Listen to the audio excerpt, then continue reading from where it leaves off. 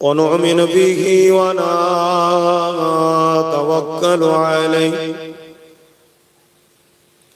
ونعوذ بالله من شرور أنفسنا ومن سيئات أعمالنا من يهدي الله فلا مضل له ومن يضلله فلا هادي له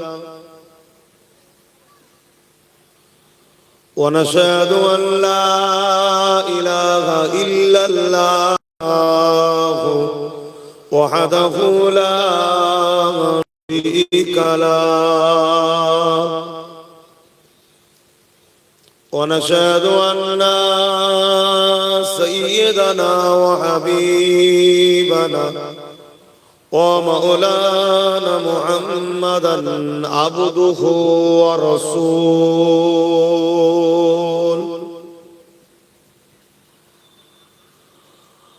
أما بعد فيا أيها الحاضرون رحمكم الله قال الله تعالى في كلام المزيد والفرقان الحميد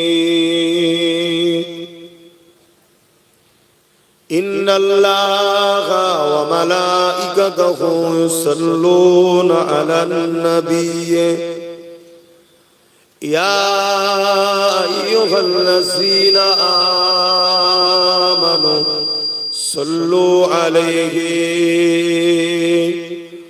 وسلموا تسليما اللهم صل على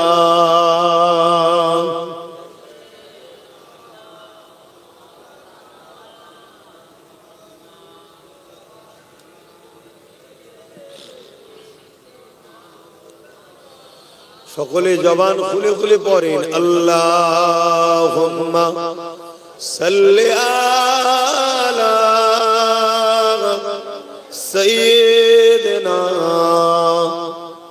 মাওলানা মুহাম্মদ ওয়া আলা আলিহি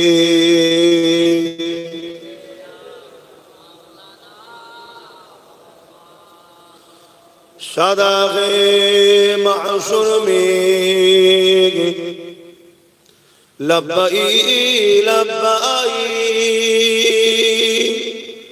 जहाँ उम्मतों ने पुकारा मुहम्मद हमें जानो दिल से यारा मुहम्मद मुहम्मद के गमों गए हमारा मुहम्मद अल्लाहुम्मा सल्ली अला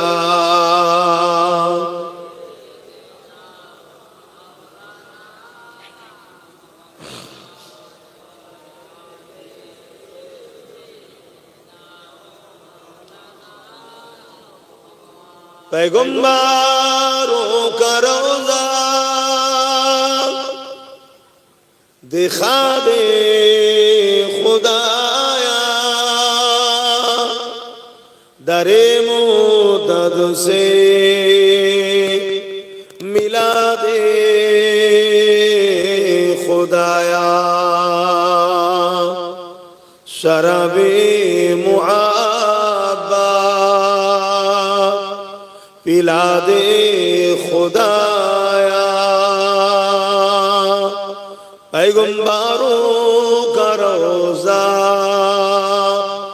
दिखा दे खुदाया अल्लाहुम्मा सल्ली अला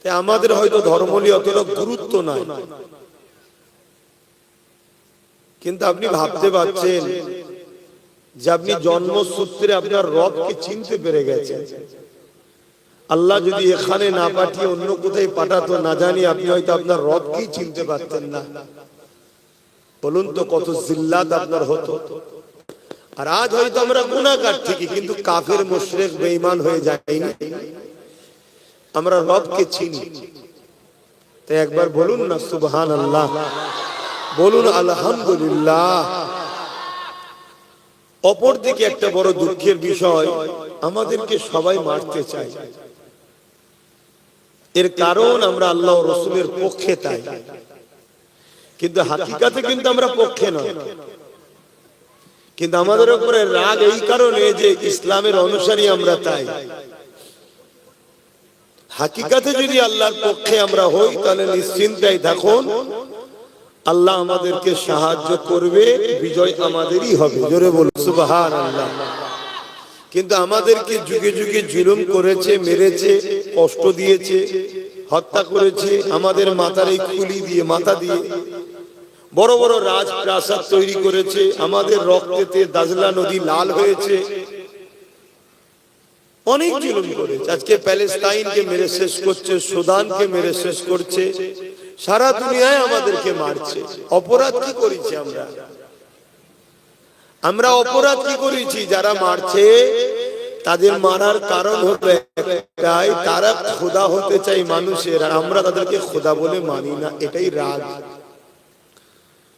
তারা জুলুমের, অন্যায়ের, সন্ত্রাসী সাম্রাজ্য তৈরি করতে চায়, আর আমরা রাসূল পাক সাল্লাল্লাহু আলাইহি সাল্লামের উম্মত, আমরা সন্ত্রাস মুক্ত, জুলুম মুক্ত সমাজ গড়তে চাই। এজন্য আমাদের উপরে রাগ। কিন্তু দুঃখের বিষয়, আমরা মুসলমানদের মধ্যে অনেক মুসলমান আছে, তারা জালিমদের থেকেও বড় জালিম হয়ে গেছে, কিন্তু মুসলমান হওয়ার দরুন তারাও মার খাচ্ছে, ভাবছে এরাও হয়তো রাসূলুল্লাহর দিকে। তবে এই যে হক আর না হকের লড়াই, এটাই হলো ইসলাম, আর এটাও আল্লাহ পাকের একটা পরীক্ষা। আল্লাহ ফেরাউনকে পাঠিয়েছে মুসা নবীর উম্মতদের পরীক্ষা করার জন্য, নমরুদকে পাঠিয়েছে ইব্রাহিম নবীর উম্মতকে পরীক্ষা করার জন্য। আর আমার নবী তো শেষ নবী, কিয়ামত পর্যন্ত ছোট ছোট আবু জেহেল আসবে, শত শেষ আসবে, এক চোখো কানা দাজ্জাল। আর সেই ফিতনা হবে দুনিয়া শুরু থেকে নিয়ে শেষ পর্যন্ত সব থেকে ভয়ঙ্কর। ফেরাউনের থেকেও কঠিন বিপদ, মানে পরীক্ষা, নমরুদের থেকেও কঠিন জালিম হবে কানা দাজ্জাল, যে এক চোখে অন্ধ হবে। সে মানুষকে মেরে আবার জিন্দা করে দেবে, ভাবতে পারছেন? এই কারিশমা দেখে কোটি কোটি মুসলমান তার দিকে চলে যাবে। যেমন আজকালকার কিছু বাবা বেরিয়েছে, গেলেই বলে দেয়, হারা তোর এই সমস্যা, তো এই বাবা হচ্ছে দাজ্জালের লোক। এই ছোট ছোট কানা দাজ্জালকে চালাতে ঘর থেকেও তো অনেক মুসলমান বিগড়ে যাচ্ছে। অনেকের সন্তান হয়নি, বাবার কাছে যায়, বাবা বাবা ঢুকার সাথে সাথে বলে দেয় তো সন্তান হয়ে যাবে, চিন্তা করিস না। সে মেয়ে তো এমনি পাগল হয়ে যাবে, যারা আমার সন্তানের জন্য এসেছি, বাবা জানলো কি করে আগে থেকে? তখন বাবা যা বলবে তাই শুনছে। এইভাবে কত মুসলিম পরিবার নষ্ট হচ্ছে। হে উম্মতে মুহাম্মাদি, তোমার আমার জন্য রাসূলুল্লাহ সুন্নাত ছাড়া দ্বিতীয় কোনো বাঁচার রাস্তা নাই। সাবধান হও, হাজারো রকম দিক দিয়ে আল্লাহ পরীক্ষা নেবে। দাজ্জালকেও কিন্তু আল্লাহই পাঠাবে, তাকে আল্লাহ পাওয়ারও দেবে। অনেক ছেলেকে ধরে নিয়ে বলবে এটা কার কবর, বলবে আমার দাদু। বলছে কি যদি জিন্দা কর দিয়ে আমাকে আল্লাহ বলে মানবি তো? কেন আল্লাহই তো জিন্দা করার মালিক। তো দাজ্জাল, কানা দাজ্জাল যে বলবে অমুকের দাদু ওঠো, কবর ফাট হয়ে যাবে, তার দাদু বেরোবে। এই দেখে অনেক লোক কলমা পড়লে এই তাকে মেনে নেবে। কিন্তু আবার অনেক ইমানদার আছে যাদেরকে দাজ্জাল টুকরো টুকরো টুকরো টুকরো করবে, করে আবার জিন্দা করবে। জিন্দা করার পরে সেই ইমানদার যুবক বলবে তোকে তো আমি কাফের প্রথম থেকেই জানি, তবে আমার দিল আরো মজবুত হয়ে গেল, তুই হলি সেই দাজ্জাল কাফের। কেন আমার আল্লাহ নিজের প্রমাণ করার জন্য লোকের ধরে ধরে আসতে হয় না। জোরে বলুন সুবহানাল্লাহ। তোমরা সজাগ হও, কত দিক দিয়ে তোমাদেরকে মিটাবার প্ল্যান চলছে। আমার আগে কে ওয়াজ করছিল জানি না, কে ওয়াজ করছিল, আপনি কি কথা বলছিল, প্রত্যেক বাড়ি বাড়ি সুদ ঢুকে গেছে, এটা একটা প্ল্যান দাজ্জালি। কেন আমরা যদি সুদে জড়িয়ে যাই আল্লাহ সাহায্য করবে না। আমাদেরকে যুগে যুগে মারা হয়েছে, কিন্তু আল্লাহ সাহায্যে বিজয় আমরাই লাভ করেছি। জোরে বলুন সুবহানাল্লাহ। আজও মারা হবে, কালও মারা হবে, কিয়ামত পর্যন্ত আমাদের ঘরে দুনিয়া সবাই মারবে। কেন? আমরা তাওহীদবাদী, আমরা রিসালাতবাদী, আমরা মহান স্রষ্টা রব্বুল আলামিনকে মানি। কিন্তু যুগে যুগে আল্লাহ আমাদেরকে সাহায্য করেছিলেন। কেন? আমরা আল্লাহ ছিলাম তাই। আজকেও মার হবে, কালকেও মার হবে। যদি আমরা আল্লাহ থাকি আল্লাহ আমাদেরকে সাহায্য করবেন। কিন্তু আমরা আল্লাহ থেকে সরে যাচ্ছি তো, আর আমাদেরকে সরানো হচ্ছে। আগেকার সময়ে জালিমরা আমাদের ঘরে জোর করে মরুভূমির গরম বালিতে শুইয়ে বুকের উপরে ভারী পাথর চাপিয়ে দিয়ে বলতো আল্লাহ রাসূল ছেড়ে দে। সাহাবা হুজুররা বলতেন জান দিয়ে দেবো, আল্লাহ রাসূল ছাড়বো না। জোরে বলুন সুবহানাল্লাহ। আগেকার সময়ে জালিম খ্রিস্টান বাদশারা সাহাবাদেরকে ধরে নিয়ে গিয়ে একটা একটা সাহাবাকে শুলির উপরে চাপিয়ে হত্যা করে বলতো আল্লাহ রাসূলকে ছাড়বি কি বল। বাকি সাহাবারা নিজের ভাইদের মরণ দেখেছে, কিন্তু বলতো আল্লাহ রাসূলকে আমরা ছাড়বো না। আগেকার জালিম অত্যাচারীরা আমার রাসূল পাকের সাহাবাদের ঘরে নানা রকম ভাবে কতল করেছে, কিন্তু আল্লাহ রাসূলকে তারা ছাড়েনি। আজকে জালিমরা দেখেছে মুসলমান দিওয়াকে যদি জোর করে বলা হয় আল্লাহ রাসূলকে ছেড়ে দাও, এ মুসলমান কিন্তু ছাড়বে না। তাই এদেরকে প্রথম দুর্বল করো। কি করে দুর্বল করা হবে? একটা ভেতর দিক দিয়ে, একটা বাইরের দিক দিয়ে, দুদিক দিয়ে আমাদের দুর্বল করা হচ্ছে। ভেতর দিক দিয়ে দুর্বল করছে দাড়ি টুপি জুব্বার লেবাসে, পীরের লেবাসে, পীরজাদার লেবাসে, মাওলানার লেবাসে, বক্তার লেবাসে আমাদের কাছে আল্লাহর নবীর শান মর্যাদাকে ছোট করছে, ওলি আউলিয়াদের থেকে সরাবার একটা প্ল্যান চলছে। এটা হলো ভেতর থেকে দুর্বল করা। শুনছেন? আর একটা বাহ্যিক থেকে আমাদের দুর্বল করছে কি? রাজনীতির নামে, সেকুলার দলের নামে, বিভিন্ন দলের নামে বিভিন্ন ভাবে আমাদেরকে কখনো মেলায় নিয়ে যাচ্ছে, যাত্রায় নিয়ে যাচ্ছে, অনুষ্ঠানে নিয়ে যাচ্ছে, বলছে খেলা হবে চলো। খেলতে গিয়ে যে দেখছি অর্ধ উলঙ্গ নাচ হচ্ছে। বুঝছেন তো? মুসলিম এলাকায় দেখে দেখে মেলা দিচ্ছে, লটারি দিচ্ছে, ফাংশন দিচ্ছে, বলছে এলে নিয়ে যা, ফ্রিতে নিয়ে যা। সুদের মাল, ঘুষের মাল, মদ বিক্রি করা মাল আমাদেরকে সেই সব অর্থে খাইয়ে আমাদেরকে আস্তে আস্তে ঈমানটা দুর্বল করছে। এই আমার ভাই, তোদের দুশমন নয় আমি। খেতে না পারো, আল্লাহ যদি তোমায় দুদিন শুকিয়ে রেখে পরীক্ষা লায়, আল্লাহর জন্য শুকিয়ে থাকতে পারবে না। কিন্তু হারাম খেয়ে কি লাভ হচ্ছে? লোভ লালসায় পড়ে কি হচ্ছে? আমাদের দুনিয়াও যাচ্ছে, আখিরাতেও যাচ্ছে। দুনিয়া আমাদের সামনে দাঁড়িয়ে কথা বলতে ভয় করত, আর আজকে দুনিয়া আমাদের ইসলাম, আমাদের কোরআনকে গাল দিচ্ছে। কেন? বুঝে নিয়েছে এ সব ভিত লড়ে গেছে, এদের ঈমান দুর্বল হয়ে গেছে। এদের ঈমান দুই ভাবে দুর্বল করা হয়েছে। এক, এদের অন্তর থেকে নবীর প্রেম ও আদব বেরিয়ে গেছে। আর এক, এদেরকে নাচ গান বাজনা, যাত্রা, সিনেমা, থিয়েটার, বিভিন্ন লোভ লালসা দিয়ে এদেরকে দুর্বল করে দেওয়া হয়েছে। বলো এই দুটো হচ্ছে না? আমাদের দিলে নবীর সেই মহব্বত আছে যে মহব্বত সাহাবাদের ছিল। আমাদের দিনে নবীর কি সেই মহব্বত আছে যে মহব্বত সুলতানে হিন্দ গরিবে নওয়াজের ছিল? আমাদের দিলে কি নবী সেই মহব্বত আছে যে মহব্বত বসিরহাটের বড় মাওলানা আল্লামা রুহুল আমিন সাহেবের ছিল?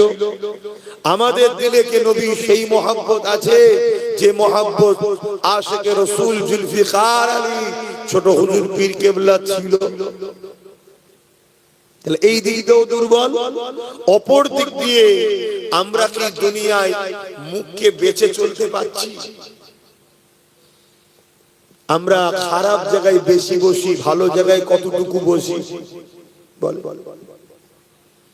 এগুলো প্ল্যান চলছে আপনাদেরকে মিটাবার। আপনি যদি এই প্ল্যানকে না বোঝেন, আপনার চোখের সামনে আগামী আপনাদের মা বোন বেটিদের ইজ্জত লুটা হবে, আপনি কিছু করতে পারবেন না, কারণ দুর্বল। আপনি দুর্বল হলে সে কিছু করতে পারে। কারো যদি প্যারালাইসিস হয়ে যায়, সে তো ভ্যাল ভ্যাল করে দেখবে, হাতও তুলতে পারবে না, পাও তুলতে পারবে না। তার থেকেও বড় দুর্বল হলো যদি আমাদের ঈমানটা শেষ হয়ে যায়। ঈমান আজকে শেষ করে দিবার প্ল্যান চলছে।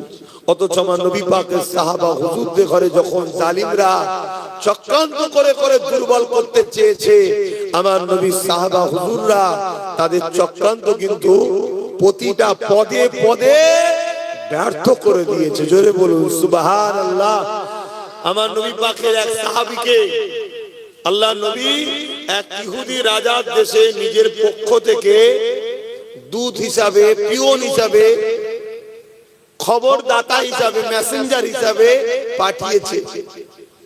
তো ইহুদি খ্রিস্টান বাদশা মুহাম্মদ সাল্লাল্লাহু আলাইহি ওয়াসাল্লামের পক্ষ থেকে যে সাহাবী যাচ্ছে, তিনার ঈমানকে দুর্বল করার জন্য প্ল্যান করছে। কি করে করা যায়? এক কাজ করো, যে রাস্তা দিয়ে হেঁটে হেঁটে আসবে, যেমন এটাতে আমি এলাম, সেই রাস্তাতে রেশমের কার্পেট বিছাও। কিসে?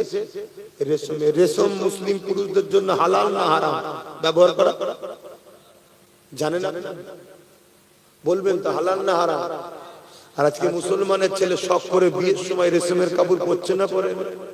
তুই একটা ভালো সুন্নতের কাজ করতে যাচ্ছিস, তোর কাছে রেশমটাই পছন্দ হলো? এটা তো দুনিয়ার প্ল্যান। যে জিনিসটা রাসূল হারাম করেছে ওটা উম্মতকে ঘুরিয়ে ফিরিয়ে যেমন করে করাও, তবেই তো আল্লাহ নারাজ হবে। আর আল্লাহ নারাজ হলে এরা দুনিয়ায় গোলাম হবে, পরকালে জাহান্নামী হবে। যেদিন আমরা আল্লাহকে রাজি করেছিলাম সেদিন আমরা দুনিয়ায় গোলাম ছিলাম না, সেদিন আমরা দুনিয়ায় বাদশাহী করেছি। আজ থেকে 100 বছর পিছিয়ে যান, আমরা এই দুনিয়ার বাদশা ছিলাম, পুরো পৃথিবীতে আমাদের রাজ চলতো। আমেরিকা পর্যন্ত আমাদের হুকুমের ইশারায় চলতো। আমি গল্প বলছি না, আপনারা পড়াশোনা করেন, সুলতান আব্দুল হামিদের নেতৃত্ব পর্যন্ত ব্রিটেন থেকে শুরু করে, আমেরিকা থেকে শুরু করে, ভিয়েতনাম থেকে শুরু করে, রাশিয়া থেকে শুরু করে, ফ্রান্স থেকে শুরু করে, যত বড় বড় সুপার পাওয়ার আছে সবাই আব্দুল হামিদের কাছে এসে ভয়ে মাথায় হ্যাট করে দাঁড়িয়ে থাকতো। আমাদের রাষ্ট্র চলতো পুরো পৃথিবীতে। কেন? তারা আমার রাসূলুল্লাহর প্রেমিক ছিল, তারা আল্লাহর দ্বীনের কে কোনো জায়গায় কম্প্রোমাইজ করতো না। আর আজকে মুসলমান একটু পথ পেয়ে গেলে হয়, একটু পথ পেয়ে গেলে সঙ্গে সঙ্গে নিজেকে সেকুলার সাজাতে গিয়ে আল্লাহ বিদ্বেষী কথা চোখের সামনে দেখছে, সেটাকে অ্যাকসেপ্ট করছে, গায়রুল্লাহর অনুষ্ঠানে পর্যন্ত চলে যাচ্ছে।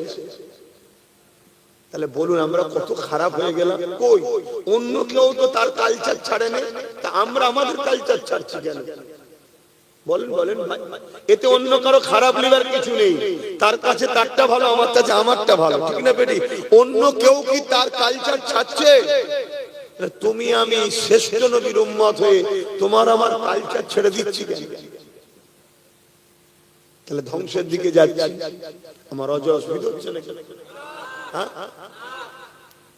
বোঝেন আমার বাপজানেরা, ভাইরা, আমাদেরকে ধ্বংস করে দিতে চাইছে, আমাদেরকে মেরে দিতে চাইছে, আমাদেরকেও প্যালেস্টাইনের মতো ছেলের সামনে মাকে রেপ করবে, ভাইয়ের সামনে বোনকে রেপ করবে, এসে দম দম করে গুলি করে সব মেরে শেষ করে দেবে, ওতে বোম ফেলে মেরে ফেলবে।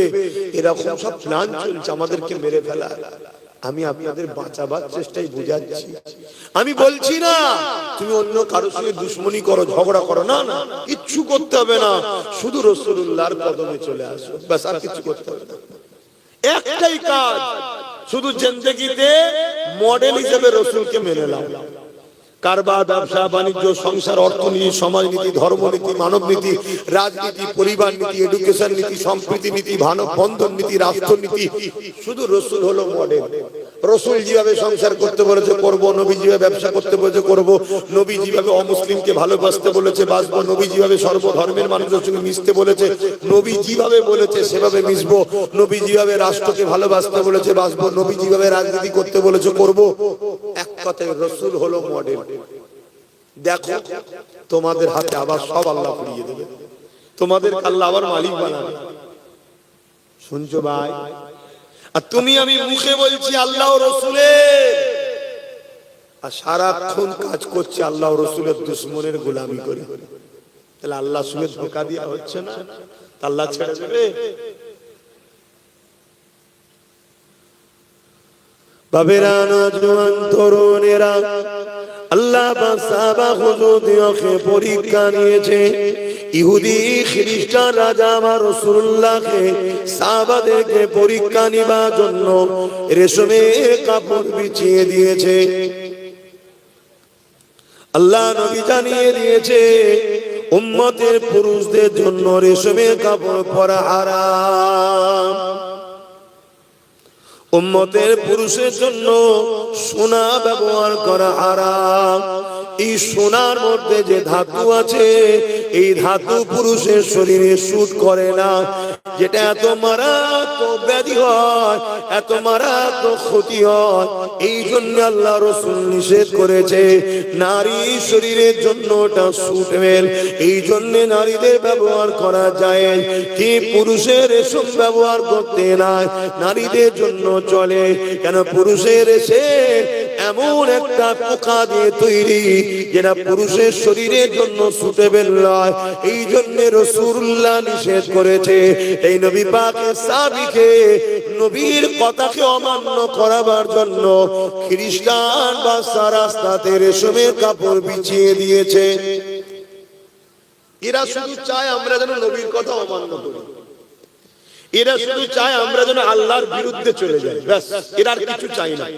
তাতে যদি পয়সা লাগে বলো পয়সা দেবে, মাফ করবেন ভাষা শুনতে খারাপ লাগবে, যদি বাড়ি নিয়েও চাও চাও, শুধু আল্লাহর রাসূলের কথা অমান্য কর, ব্যাস, আর কিছু না। নেতা চাইবি, নেতা হবি, তোকে নেতাও বানাবে, শুনছেন তো নাকি? পদ লাগবে, এলে নিয়ে যা, শুধু আল্লাহ ও রাসূলের কথাকে অমান্য কর। কেন? আল্লাহ ও রাসূলের কথা অমান্য যদি এই উম্মত না করে, আমি জাত পাকের কসম দিয়ে বলছি আল্লাহর, দুনিয়ায় কোন মা এমন সন্তান জন্ম দিতে পারেনি মুহাম্মদ রাসূলের উম্মতকে মিটাতে পারবে। জোরে বলুন সুবহানাল্লাহ। আল্লাহ বুঝতে পারছেন? আমাদের তো ভাবতে হবে যে কে আপন আর কে পর।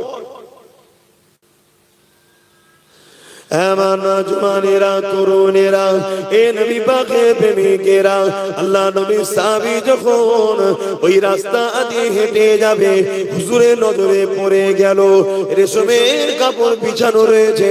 এই হুজুর কোমর থেকে অস্ত্র তরোয়ালটাকে বার করে নিয়ে ওই রেশমের কাপড় যেখানে বেঁধে সিল করা ছিল ওইটাকে কেটে দিয়ে কাপড়টাকে সরিয়ে দিয়ে পাথরের রাস্তার উপর দিয়ে হেঁটে হেঁটে রাজপ্রাসাদের মধ্যে প্রবেশ করছে। রাজা দূর থেকে দেখতে লেগেছে মুহাম্মদ রাসূলুল্লাহর গোলাম, নবী পাকের অনুসারী, নবী পাকের সাহাবী, নবী পাকের পাঠানো দূত, সে রেশমের কাপড়কে সরিয়ে দিয়ে তার উপরে হাঁটলো না, সরিয়ে দিয়ে পাথরের উপর দিয়ে হাঁটতে লেগেছে, হাঁটতে লেগেছে। হেঁটে হেঁটে যখন রাজ দরবারে পৌঁছেছে, আল্লাহ নবীর সাহাবী দেখতে লেগেছে দুটো চেয়ার রয়েছে, একটা চেয়ারে রাজা নিজে বসে রয়েছে, আর একটা চেয়ার রাসূলুল্লাহ সাহাবীর জন্য রেখেছে। যে চেয়ার কি দিয়ে তৈরি? পুরুষদের জন্য সোনা ব্যবহার করা। কিভাবে সরাচ্ছে দেখছেন আমাদেরকে? কার মাথায় যাবে বলেন না? আল্লাহ নবী সাহাবী চেয়ারকে সরিয়ে দিলেন, দিয়ে বললেন অন্য যদি কোনো কাঠের থাকে লিয়া শোনাই নিচেই বসছি। এই দৃশ্য দেখে খ্রিস্টান বাচ্চা জিজ্ঞাসা করতে লেগেছে, কেন আপনি আমার সুন্দর তৈরি করা রাস্তা আপনার জন্য ওটাকে সরিয়ে দিলেন, আর কেন আপনি সোনার সিংহাসনে বসবেন না? সবই জানে, তারপরে জিজ্ঞাসা করতে লেগেছে। আল্লাহ নবী সাহাবী বলেছিলেন, হে খ্রিস্টান বাচ্চা, আমার রাসূলুল্লাহ দিনে সে সময় ব্যবহার করা হারাম এবং পুরুষদের জন্য ব্যবহার করা হারাম। আমার রাসূলুল্লাহ একটা কথা, একটা হুকুম আমাদের জানের থেকেও অনেক বেশি দামি মাইনে রাখে।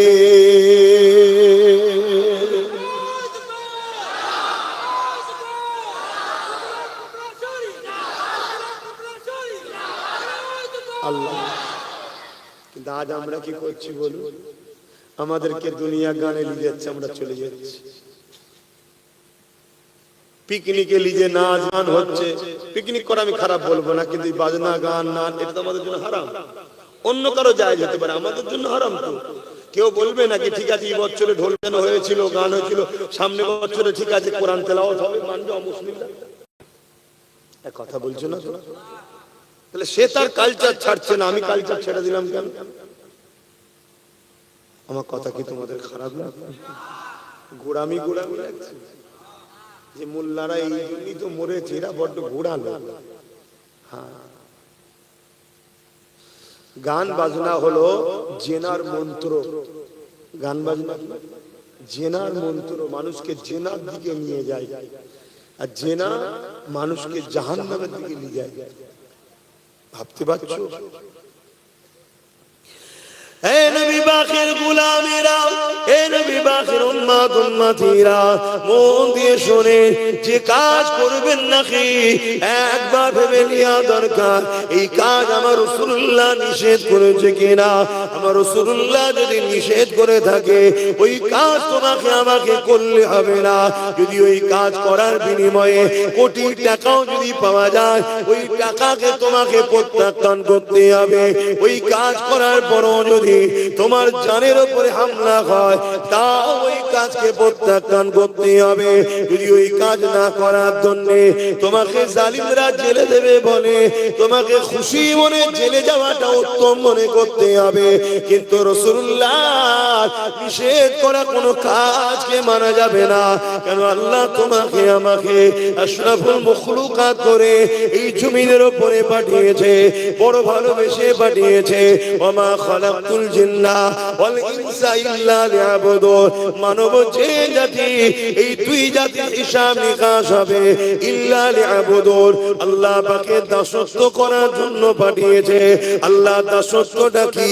মা তাকুর রাসূল ফাখুযুহু ওয়া মা নাহাকুম আনহু ফান্তাহু। আমার রাসূলুল্লাহ যা আদেশ করেছে মেনে নিতে হবে, রাসূলুল্লাহ যা নিষেধ করেছে ছেড়ে দিতে হবে। এই রাসূলুল্লাহর আদেশকে আমরা ছেড়ে দিলাম, নবী পাকের নিষেধকে মেনে নিলাম, উম্মতে মুহাম্মাদি দাবি করে বেড়ায়। কিন্তু বুকে হাত দিয়ে বলুন, আমরা তো শুধু নামে তালপুকুর, খুঁটি ডোবে না, কোনো পানি নাই। আমরা নামে উম্মতে মুহাম্মাদি, নামে আমরা মুসলমান। নবী পাকের নিষেধ গুলো মেনে চলেছি, নবী পাকের আদেশ গুলোকে ছেড়ে দিয়েছি। এই জন্যই তো আজকে উড়িষ্যাতেও মার খাচ্ছি আমরা, গুজরাটও মার খাচ্ছি আমরা, পশ্চিম বাংলাতেও মার খাচ্ছি আমরা, সারা দুনিয়াতে মার খাচ্ছি আমরা। কেন মার খাচ্ছি? একটাই কারণ, আমরা মূল জায়গা থেকে সরে গিয়ে 2 নম্বর রাস্তাতে চলতে লেগেছে। যদি বাঁচতে চাও ফিরে আসো, এখনো সময় আছে। আমার রাসূলুল্লাহর কদমে চলে আসো। আমার নবী পাকের কদমে যারা ছিল, দুনিয়া তাদেরকে দেখে ঠাট্টা আর কি মশকরা করেছিল। তাদের পায়ে জুতো ছিল না, পরনায় ছিঁড়া জামা ছিল, কিন্তু 313 জন অর্ধেক পৃথিবীকে বিজয় করে নিয়েছিল। আরো জোরে বলুন সুবহান।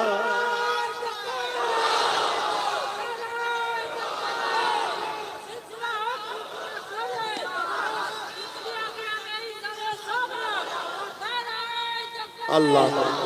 মন দিয়ে শোনো আমার ভাই, যারা দাঁড়িয়ে আছে আর একবার বিছখানে বলছি, বসার হুকুম নবী দিয়েছে, কিন্তু তোমাদের ঘরে শয়তান পিছন থেকে টেনে রেখেছে বসবি না। কেন? বসলে নবীর একটা হুকুম মানা হবে, টেনে রেখে দিয়েছে। এবারে ভালো লাগে শোনো, না ভালো লাগে না শোনো, আমার কি যায় আসে? যা বসে গেছে যথেষ্ট। কি যা বসে গেছে যথেষ্ট, আলহামদুলিল্লাহ। এই যে বলার পরে কিছু ভাই বসলো না, বসলো না, এরা বসে নেকি পেলো, আমার কি হলো? এরা বসলো, আল্লাহ খুশি হলো এদের উপরে। উলামা ভাইরা আছে, কোরআনের মাহফিলে বসলে আল্লাহ রাজি হয়, খুশি হয়ে যায়, নেকি হয়। তা আমার কি হলো? এই যে ভালো কথাটা প্রচার করলাম, আপনি যেমন নেকি পেলেন, আমার প্রচার করার দরুন আমিও সেম নেকি পেয়ে গেলাম। জোরে বলুন সুবহানাল্লাহ। আপনার থেকে কেটে দেবে না, আপনারটা আপনি পাবেন। আর আমি বললাম বলে শুনলেন ভালো কথাটা, এই বলার দরুন আমি নেকি পেয়ে গেলাম। তাহলে আপনাদেরও তো উচিত তো ভালো কথা বলা। তা ভালো কথা শুনে যদি আপনার ছেলে মানে, তাহলে আপনার ছেলে মানার জন্য নেকি পাবেন। আপনি বাপ বলেছেন, আপনি নেকি পাবেন। আপনি বলার ধরুন ভালো কথা, আপনার স্ত্রী আপনার কথা শুনলো, ভালো কাজ শোনার জন্য সে নেকি পাবে, আপনি স্বামীও নেকি পাবেন। স্ত্রী স্বামীকে ভালোবাসায় বুঝালেন যে আপনি নামাজ কাজা করছেন কেন? আল্লাহ আপনাকে কত সুস্থ রেখেছে, ভালো রেখেছে, জন চেহারা না, ইনকাম হচ্ছে, আল্লাহ খাওয়াচ্ছে, নামাজ পড়েন, হজের বেলা ওঠেন, আরামে ঘুমোলেন। আপনার কথা শুনে ধরুন আপনার স্বামী যে নামাজ পড়লো, নামাজ পড়ে যে নেকি পাবে, আপনি তাকে ভালো রাস্তা দেখালেন, আপনিও নেকি পাবেন। জোরে বলুন সুবহানাল্লাহ। এজন্য সবার উচিত একে অপরকে ভালো কথা বলা, কিন্তু বলার জায়গায় বলতে হবে। আপনি যদি ইমামের দায়িত্ব জায়গায় দাঁড়িয়ে বলেন, তাহলে আমার অন্যায় হবে। ইমামের কাজ পুরো মুসল্লিকে বলা, কথা বললেন। ইমাম দুই ধরনের, জানেন তো নাকি? একটা ইমামে সুকরা, একটা ইমামে কুবরা। একটা বড় ইমাম, একটা ছোট ইমাম। মসজিদের যে ইমাম, এটা ইমামে সুকরা। ওই মহল্লার ওই মুসল্লিদের জন্য ইমামকে কিয়ামতের দিন ধরবে। এটা শুনে রাখবেন। ওই মহল্লার ওই মুসল্লি যদি ভুল করে, অন্যায় করে, ইমাম যদি না বলে, বলার পরে শুনে নেই, ইমামকে আল্লাহ ছেড়ে দেবে। কিন্তু অন্যায় হচ্ছে ইমাম বলেনি, ওই মুসল্লি অন্যায়, ওই মহল্লা অন্যায় করার দরুন ইমামকে আল্লাহ কিয়ামতের দিন ধরবে। আমি আব্বাস সিদ্দিকী আমারটাও বলে দিই না, ইমাম সাহেবরা মনে দুঃখ করবে। তা আমাদের সিলসিলার ভক্ত মুরিদ কোটি কোটি আছে, হ্যাঁ, কিন্তু আজ ইমামদের তো বলারও জায়গা নেই। বললি হয়তো পরের দিন বলবে বুঝকা বুঝকি বাঁধো, ঘরে চলে যাবে। কে সে বেচারিটাও বড় জ্বালায় আছে। তো যাই হোক, এই জন্য আমি বললাম বসেন। বলার পরে দেখলাম প্রচুর ভাই বসে গেল যারা দাঁড়িয়েছিল। তো ওরা বসে যে নেকিটা পেল, আমি বলার দরুন যে কথাটা শুনলো, তো ভালো কাজ এটা প্রচার করলাম, আমি সেম নেকি পেলাম। জোরে বলুন সুবহানাল্লাহ। দরুদ শরীফ আল্লাহুম্মা সাল্লি আলা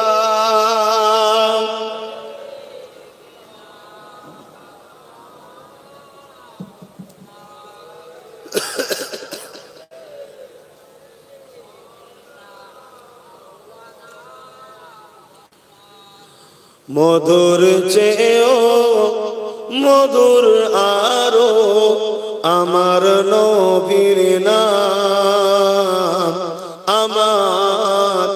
আমার নবীর নাম। মধুর চেয়েও মধুর আরো আমার নবীর নাম, আমার নবীর নাম। ওই নামেরই মধু পিয়ে দোয়েল কোয়েল বেড়ায় গে, ওই নামেরই মধু পিয়ে দোয়েল কোয়েল বেড়ায় গে। বুলবুলি গায় ওই নামের গুণ, বুলবুলি গায় ওই নামের গুণ, আমার নবীর নাম। মধুর চেয়েও মধুর আরো আমার নবীর নাম। আল্লাহুম্মা সাল্লি আলা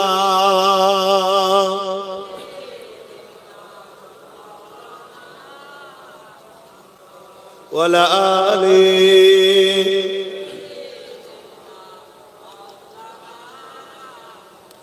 মুসলমান ঘরের ছেলেমেয়েরা, তরুণেরা, বাপেরা, নওজওয়ানেরা, এই দুনিয়া আমাকে আপনাকে ধ্বংসের দিকে নিয়ে যেতে চাইছে।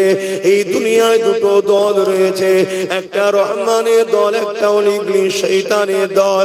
ইবলিস শয়তানের দলের লোকেরা সর্বসময় চায় রহমানের দলের লোককে আল্লাহ থেকে, রাসূল থেকে সরিয়ে ইবলিসের দলে নিয়ে যাবার চেষ্টা করবে। আপনাদেরকে বলে দিয়ে যায়, যাই কাজ করবেন কিনা একবার মনে রাখতে হবে, এই কাজ করলে আল্লাহ বা নারাজ হবে নাকি, বেজার হবে নাকি। যদি আল্লাহ ও রাসূল নারাজ হয়ে যায়, ওই কাজ আমাকে আপনাকে করলে হবে না। কেন এই জিন্দেগিটা আল্লাহ দিয়েছে, তোমাকে আমাকে দুটো চোখ আল্লাহ দিয়েছে, তোমাকে আমাকে দুটো কান আল্লাহ দিয়েছে, তোমাকে আমাকে দুটো পা আল্লাহ দিয়েছে, তোমাকে আমাকে আশরাফুল মাখলুকাত আল্লাহ পাক বানিয়েছে। যদি জীবজন্তু আল্লাহ বানাতো, এই দুনিয়া তোমাকে আমাকে অবহেলা করতো, এই দুনিয়া তোমাকে আমাকে খাটাতো, এই দুনিয়া তোমাকে আমাকে মারতো, এই দুনিয়া তোমাকে আমাকে জুলুম করতো। এই যুবকেরা, তরুণেরা, আল্লাহ তোমাকে আমাকে আশরাফুল মাখলুকাত করেছে। এই তোমার আমার বাবা দরকার, আল্লাহ পাক নারাজ হয়ে যাবে এমন কাজ করব না, নবী পাক নারাজ হয়ে যাবে এমন কাজ করব না। তারপরে কখনো যদি হয়েও যায়, সঙ্গে সঙ্গে তওবা করো, তওবা করো। কেন তওবাকারীকে আমার আল্লাহ ভালোবেসে ক্ষমা মাফ করে দেয়।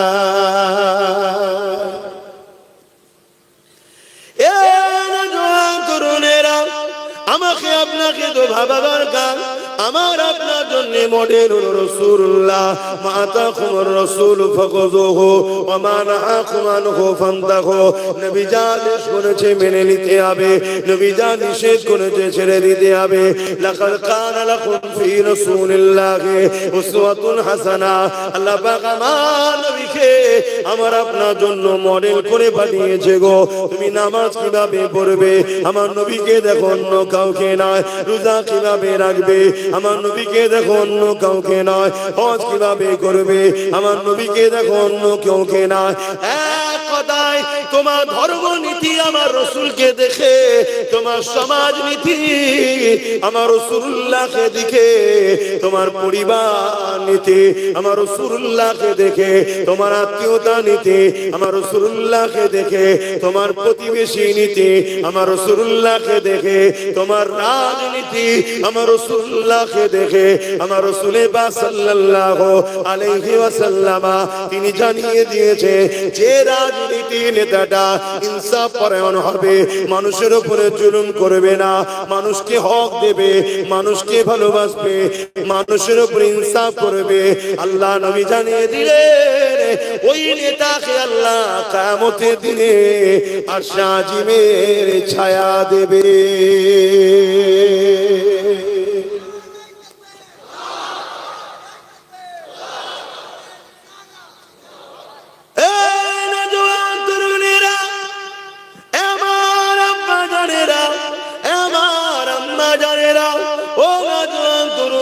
যুবকেরা, বাপেরা, মন দিয়ে শোনো, এই দুদিনের দুনিয়ার ময়দানে জোরে আল্লাহকে ভুলে যেও না, রাসূলকে ভুলে যেও না। কেন নবী আমার আপনাকে বড় মহব্বত করে, আমার আল্লাহ আমাকে আপনাকে বড় মহব্বত করে। আমি আপনি যখন আল্লাহ রাসূলের নাফরমান কোনো কাজে যায়, হয়তো দুনিয়ার কোনো জালিম নেতা তোমাকে নিয়ে যাচ্ছে, চ অমুকের ঘরটা ভাঙবো, অমুকের জমিটা দখল করব, অমুকের নামে তুই মিথ্যা সাক্ষী দিবি, আমার আল্লাহ তখন তোমাকে বারবার ডাকতে লাগে, ওরে আমার বান্দার এইদিকে যাস না, ওটা নাফরমানির রাস্তা, ওটা অন্যায়ের রাস্তা, ওটা শয়তানের রাস্তা। কারোর উপরে মিথ্যা ইলজাম দিতে নাই, কারোর উপরে জুলুম করতে নাই, কাউকে আঘাত করতে নাই। তোদের যদি লড়াই করতে হয়, তোদের যদি ভালোবাসতে হয়, তোদের যদি আত্মীয়তা করতে হয়, মান আহাব্বা লিল্লাহ وأبغض لله وعاتى لله ومنع لله فقد ইস্তাকমালাল ঈমান, তোরা ভালোবাসবি আমি আল্লাহ আমার জন্য, তোরা দুশমনি করবি আমি আল্লাহ আমার জন্য, তোরা আত্মীয়তা করবি আমার জন্য, বিচ্ছেদ হবে আমার জন্য। যেখানে আমি আল্লাহ নাই ওখানে যার জন্যই বলুক না কেন তোরা একে অপরের সঙ্গে দুশমনি করবি না, একে অপরকে তোরা ভালোবাসতে যাবি না। যখন ভালোবাসবি উদ্দেশ্য যেন আমি আল্লাহ থাকি। ইমামকে ভালোবাসবি, এই জন্য ভালোবাসবি ইমাম আমার ঘরের মেহমান, ইমাম আমার ঘরের খাদেম, ইমাম আমার ঘরকে আবাদ করার জন্য। আমি আল্লাহ আমার 5 ওয়াক্ত নামাজের জন্য সে ইমামতি করে, তাকে ভালোবাসবি আমার জন্য। যদি ওই ইমাম আমার পক্ষে না হয় তাহলে তাকে ভালোবাসাও যাবে না। হুজুরকে ভালোবাসবি আমার জন্য, মুফতিকে ভালোবাসবি আমার জন্য, আলেমকে ভালোবাসবি আমার জন্য। কিন্তু ওই হুজুর ওই মুফতি মাওলানা যদি আমার পক্ষে না হয়, দুনিয়ার স্বার্থবাদ যদি হয়ে যায়, তাদেরকেও ভালোবাসা যাবে না। শুনছেন তো নাকি? তাহলে আব্বাসকে ভালোবাসতে যদি হয় কার জন্য ভালোবাসবে? জোরে বলো, হাত তুলে দেখান, শাহাদত আগুন বলুন আল্লাহর জন্য, বলুন আল্লাহর জন্য। হাত নাবা। আমার সঙ্গে যদি কারো লড়াইও করতে হয়, উদ্দেশ্য কার জন্য? জোরে বলুন আগুন তুলে, আল্লাহর জন্য, আল্লাহর জন্য। হুজুর তো কি হয়েছে, যদি হুজুরের সঙ্গে লড়াই করতে হয় উদ্দেশ্য যেন আল্লাহ থাকে, গ্রুপবাজি নয়। শুনছেন? আমার নেতার বিরুদ্ধে বলেছে চলো সঙ্গে ঝগড়া করবো না, যদি আল্লাহর জন্য আমার সঙ্গে কেউ লড়াই করে আল্লাহর জন্য তার লড়াইটা ঠিক, আর আল্লাহর জন্য যদি কেউ আমায় ভালোবাসে ভালোবাসাটাও ঠিক। অন্য কোন স্বার্থ আমাদের চলবে না। দুনিয়ার বাকি কে কি করছে আমার দেখার দরকার নেই বাপ। আমি তুমি বিশ্বাস করি তো আখিরাত আছে, বাকিরা বিশ্বাস করে না, তারা যা খুশি করতে পারে, আমার কি দেখার দরকার? তুমি আমি বিশ্বাস করি মরণের পরে উঠানো। বলুন বলুন, এটা মানেন তো? তাহলে তোমাকে তোমাকে আখিরাত বলে একটা জায়গা আছে, যদি কেউ এটা না মানে তার জন্য তো আমার এই ওয়াজ নয়, তার বিষয়ে তো আমার কোনো কথা নয়। তুমি মানো জান্নাত আছে জাহান্নাম আছে, মানো তো না? তুমি মানো আল্লাহ বিচার করবে, তাই তো নাকি? তাহলে তোমার সাথে অন্যজনের তো টালি করলে হবে না, অন্যজনের মতো তোমায় তো চললে হবে না। এ আমার বাপুরেরা, অন্যজন গায়ে কাপড় না রেখেও ঘুরতে পারে, কেন? তার কাছে আখিরাত নেই, তার কাছে জাহান্নাম নেই, জান্নাতও নেই, কিন্তু তোমার কাছে আছে তো। তাহলে তুমি অন্যজনকে দেখে কেন চলছো? অন্যজন যা খুশি পাবে খেতে পারে, যেখান থেকে টাকা পাবে নিয়ে যেতে পারে, কিন্তু মা বোন তোমার তো চলবে না। তোমাকে তো আখিরাত বিশ্বাস করো, আর যদি বলো না আখিরাত মানিনি, ভাই তাহলে তো তার কাছে আমার হজ করার কি বুঝাবো? আমি যে কোরআন মানে না, রাসূল মানে না, আল্লাহ মানে না, নবী মানে না, আখিরাত মানে না, তাকে আমি কি বুঝাবো ভাই? তার কাছে আমার ধর্ম শুনিয়ে তো লাভ নেই, কে শুধু মানে না। আমার হজ বুঝছেন, অসুবিধা হচ্ছে? বাবেরা, নওজোয়ান তরুণেরা, এ নবী পাকের প্রেমিকেরা, আখিরাতটা বড় কঠিন হবে। আখিরাতের প্রথম ঘাঁটি হলো কবর। দুনিয়াবি জিন্দেগি শেষ হলো মৃত্যু, আর আখিরাতের প্রথম বর্ডার হলো কবর। এই কবর হবে বড় ভয়ানক। আল্লাহ নবী জানিয়ে দিলে জমিন কবর প্রতিদিন মানুষকে ডেকে ডেকে বলে, এ দুনিয়ার মানুষেরা আমার উপরে বড় অহংকারের সঙ্গে হাঁটো, আমার উপরে বড় অহংকারের সঙ্গে ঘুরে বেড়াও, আমার উপরে তুমি আল্লাহ রসুল বলে ঘুরে বেড়াও। মনে রেখে দিও আমার কাছে আসার আগে তোমাকে তৈরি হয়ে আসতে হবে, কেন আমি কবর একা থাকার জায়গা, আমি কবর পোকামাকড়ের জায়গা, আমি কবর অন্ধকার জায়গা। কার কখন মৃত্যু হবে কেউ জানে না। এখনই মরলে কাল আমার দাফন হবে, এখনই মরলে কাল আপনার দাফন হয়ে যাবে। ওই কবরের জমিনে আমি আপনি কি করব? এই জন্য আল্লাহ কোরআনে জানিয়ে দিলে, ওয়ালতানজুরু নাফসুম মা কদ্দামাত লিগাদ, প্রতিটা নফসের উচিত পরকাল নিয়ে বেশি বেশি চিন্তা করা।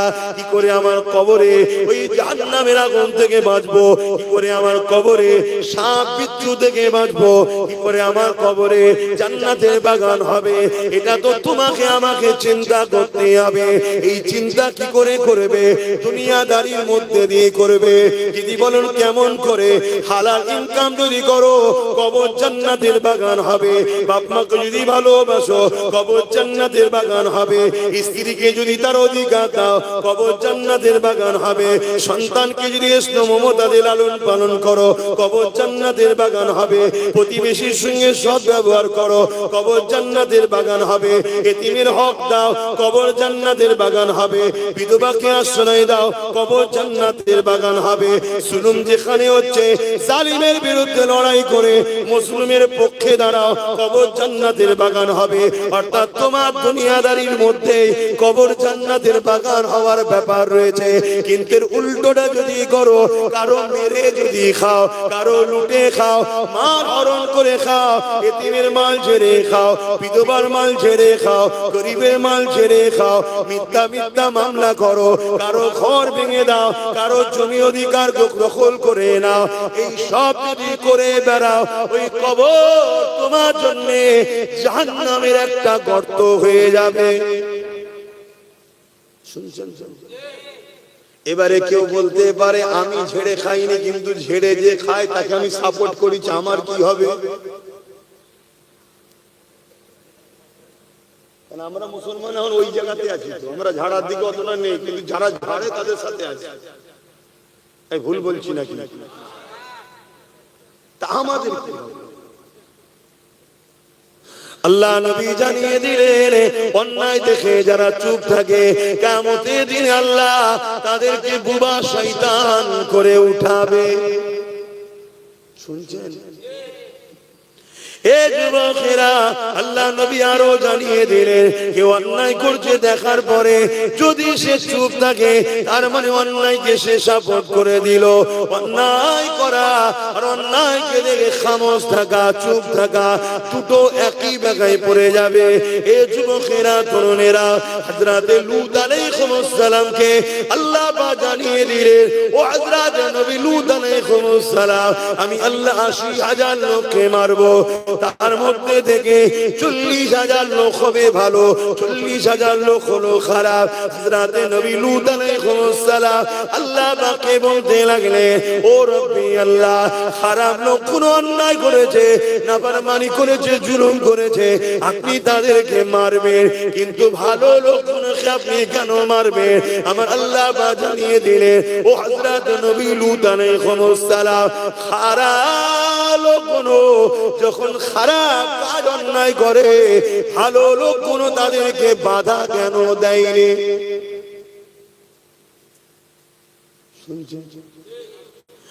আল্লাহ নবী মিশকাত শরীফে হাদিসের মধ্যে জানিয়ে দিলে, হে আমার উম্মতেরা, কেউ জুলুম করলো, কেউ সন্ত্রাসী করলো, কেউ আতঙ্কবাদী করলো, কেউ এমন করে অত্যাচার করলো, তুমি জানার পরও যদি তার এই নিয়তে সাথ দাও, তাকে শক্তিশালী করার দরুন আল্লাহ নবী জানিয়ে দিলেন, ওই উম্মতটা, ওই মুসলমানটা ইসলাম থেকে বেরিয়ে যাবে।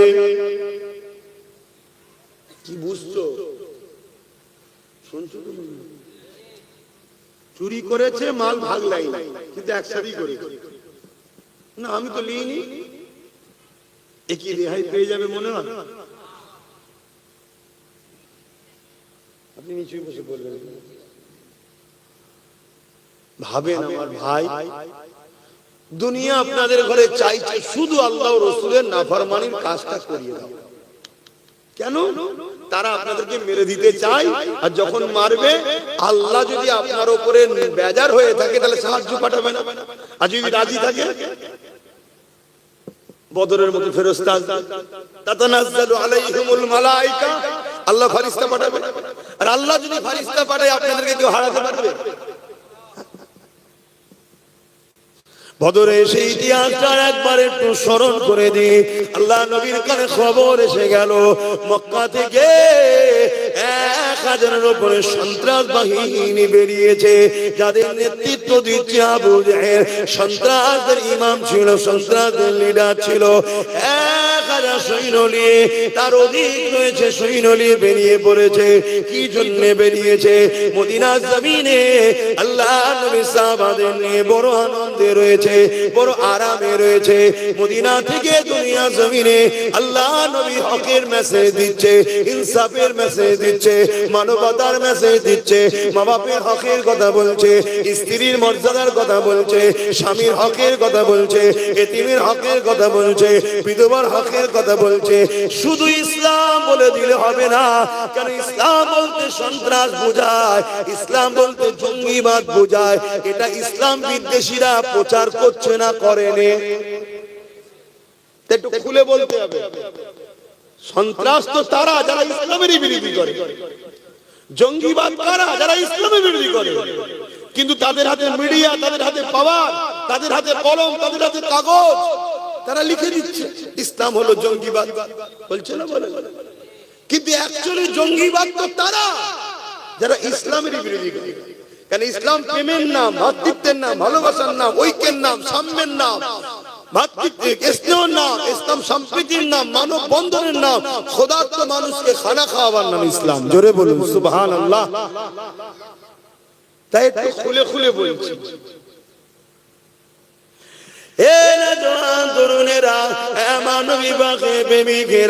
আল্লাহ নবীর কানে যখন এই খবরটা চলে গেল, আল্লাহ নবী মদিনা নবী শরীফে এসে চোখ ভরা পানি নিয়ে সাহাবাদের কাছে হাজির হলেন।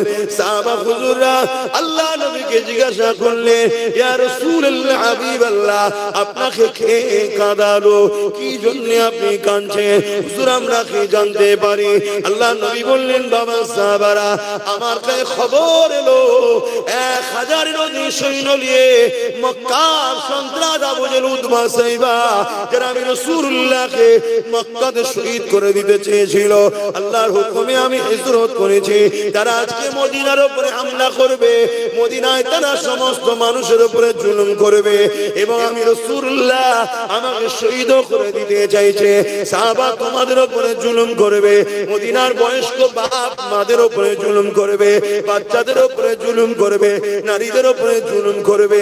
কারণ এদেরকে আমি রাসূলুল্লাহ চিনি, এরা কোনো জালিম, এদের মধ্যে কোনো দয়া ময়া নাই, যেমন চিঙ্গিস খানের মধ্যে কোনো দয়া ময়া ছিল না। নাম শুনেছেন? 1 কোটি মেয়ের ইজ্জত লুটেছে, এই সরি 1 লক্ষ, 1 কোটির উপরে মুসলমানকে হত্যা করেছে চিঙ্গিস খান, 1 লাখের উপরে আলেমকে হত্যা করেছে চিঙ্গিস খান। আর আমার বর্তমান যারা আলেম উলামা ভাইরা আছো, ওপেন বলছি, ব্রিটিশ পিরিয়ডও এত আলেমদেরকে মেরেছিল ব্রিটিশরা। 20-25টা গ্রামে এমন লোক পাওয়া যেত না যে একটা কেউ জানাজা পড়তে পারবে। এই দল ছাড়া নিজেদের মধ্যে ভাগ বাটরা হয়ে আছে, আর জালিমদের পিছনে অনেকে ঘুরছেন। পরিবর্তন হন, ঐক্য হন, সংগঠিত হন। না, আজকের ব্রিটিশ গুলো কিন্তু দিন এসে গেছে, প্রথমে আপনাকে আমাকেই টার্গেটে দেয়। কিছু শুনছেন তো?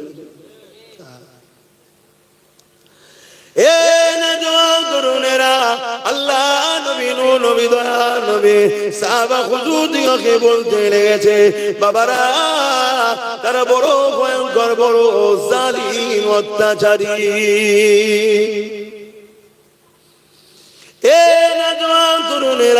কতটা কষ্ট করেছে নবী আমার, সেই নবীর দিনকে আজ লোক গালি দিচ্ছে, সেই নবীর রেখে যাওয়া কোরআনের শানে মিথ্যাচারী করছে, সেই নবীর ইসলামের নামে মিথ্যা মিথ্যা প্রচার করছে। উম্মতে মুহাম্মাদি, তোমার আমার কোনো খেয়াল নাই, তোমার আমার কিছু যায় আসছে না।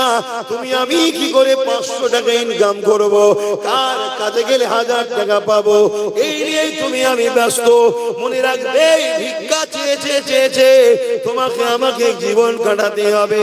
আর তুমি যদি মনে করো আমি ইজ্জতওয়ালা হতে চাই, শানওয়ালা হতে চাই, সম্মানওয়ালা হতে চায়, দুনিয়া আখিরাতের কামিয়াবি পেতে চায়, তাহলে তোমাকে আমাকে আল্লাহ কি জন্য বানিয়েছে ওই ডিউটিতে লেগে যাও। আল্লাহ কি জন্য বানিয়েছে? আল্লাহ বানিয়েছে কুনতুম খায়রা উম্মতি উখরিজাত লিন-নাস তা'মুরুনা বিল মা'রুফ ওয়া তানহাউনা আনিল মুনকার। অন্যায় করো না, অন্যায়কে মিটিয়ে দাও, ন্যায় করো, ন্যায়কে প্রতিষ্ঠিত করো। এই দুটো কাজ আল্লাহ তোমাকে আমাকে দিয়েছে। অর্থাৎ অন্যায়কে বন্ধ করো, অন্যায় করলে কেউ তাকে রুখে দাও, ন্যায় কাজ করো, সমাজকে ন্যায় প্রতিষ্ঠিত করো। নামাজ পড়া যেমন নাই, নারীদের ইজ্জত লুটা হচ্ছে, এই নারী মায়ের জাতের হয়ে লড়াই করে এই রেপকে সমাজ থেকে বন্ধ করা, এটাও হলো তোমার আমার জন্য হুকুম। কি উচিত না উচিত? রোজা রাখা যেমন হুকুম, এই সমাজের এতিম অসহায় গরিব খেতে পাচ্ছে না, তাদের খাবার ব্যবস্থা করারও হুকুম আমাদের জন্য। যাক, আমি ওই দিকে এখন যাচ্ছি না। আমি বদরের কথা বলছিলাম। আল্লাহ নবী কাঁদছেন, সাহাবা হুজুররা জিজ্ঞেস করলেন, হুজুর কে কাঁদালেন? আল্লাহ নবী বললেন, বাবা আমি খবর পেলাম 1000-এর উপরে সৈন্য নিয়ে আবু জেহেল সন্ত্রাস আসছে, মদিনার উপরে হামলা করবে। বাবা তোমরা তো সবে ইসলাম কবুল করেছো, শুনছেন? তোমরা তো সবে মুসলমান, ইসলাম কবুল করেছো, তোমরা কি আমার সাথ দেবে? আর আজকে আমরা কত বছর ধরে মুসলমান, আমার বাপ মুসলমান, তোমার আব্বা, তোমার দাদু, তোমার নানা সব তো মুসলমান নাকি? আর আমরা ইসলামের জন্য কি করছি বলো?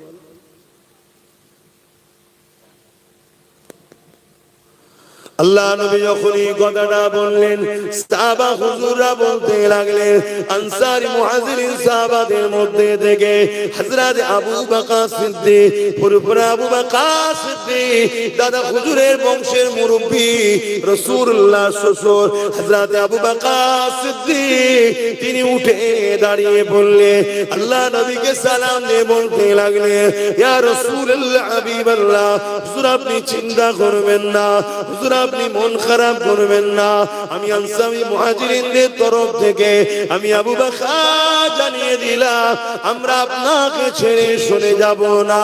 ইয়া রাসূলুল্লাহ হাবিবাল্লাহ, আমরা মুসা নবীর উম্মতের মতো নয়। মুসা নবীর উম্মতেরা মুসা নবীকে বলেছিল ফিরাউনের বিরুদ্ধে, আপনি আর আল্লাহ লড়ুন, আমরা নাই, আমরা নাই। হযরত আবু বকর সিদ্দিক বললেন, ইয়া রাসূলুল্লাহ হাবিবাল্লাহ, ওই রকম আমরা বলবো না, আমরা আপনাকে ছেড়ে যাব না। মানুষে মানুষকে কেন ভয় করব? ইয়া রাসূলুল্লাহ হাবিবাল্লাহ, ইজাজতটা শুধু দিন, আমরা আমাদের জান আপনার জন্য কুরবান করে দিতে পিছপা হব না। আজকে উম্মতকে জিজ্ঞেস করছি, আজকেও যদি নবীর দিনকে কেউ মিটাতে চায়, আপনারা সেই নবীর বংশের আওলাদ যদি ডাক দিই চলো লড়তে হবে, আপনারাও বলবেন না তো মুসা নবীর উম্মতদের মতো? সাথ দেবেন আমার? দেবীর দিনের স্বার্থে দেবেন? হ্যাঁ, যদি দিতে পারেন তো আলহামদুলিল্লাহ। আমার জন্য তো আর দিচ্ছেন না, দিচ্ছেন রাসূলের দিনের জন্য। এ নওজোয়ান তরুণেরা, আমার আব্বা জানেরা, আমার আম্মা জানেরা, আমার ভাইরা, নওজোয়ান তরুণেরা মন দিয়ে শোনেন। আল্লাহ নবী বড় খুশি হয়ে গেলে মুহাজিরিন সাহাবাদের পক্ষ থেকে আবু বকর সিদ্দিক হুজুরের কথা শুনে, কিন্তু এমন করে আনসারী সাহাবাদের পক্ষ থেকে কোনো খবর আসছে না। আল্লাহ নবী আবার বললেন, আমার আনসারী সাহাবারা, বাবারা আপনারা কি বলতে লেগেছে? ওই সময় আনসারী সাহাবাদের মধ্যে থেকে একজন সাহাবী দাঁড়িয়ে গেলে, দাঁড়িয়ে গিয়ে বলতে লাগলে, ইয়া রাসূলুল্লাহ হাবিবাল্লাহ, আমরা আনসারী সাহাবাদের পক্ষ থেকে যেদিন আপনি মক্কা থেকে মদিনায় এসেছিলেন, আপনাকে পেয়ে আমরা আকাশের চাঁদ পাওয়ার থেকেও অনেক বেশি খুশি হয়েছিলাম।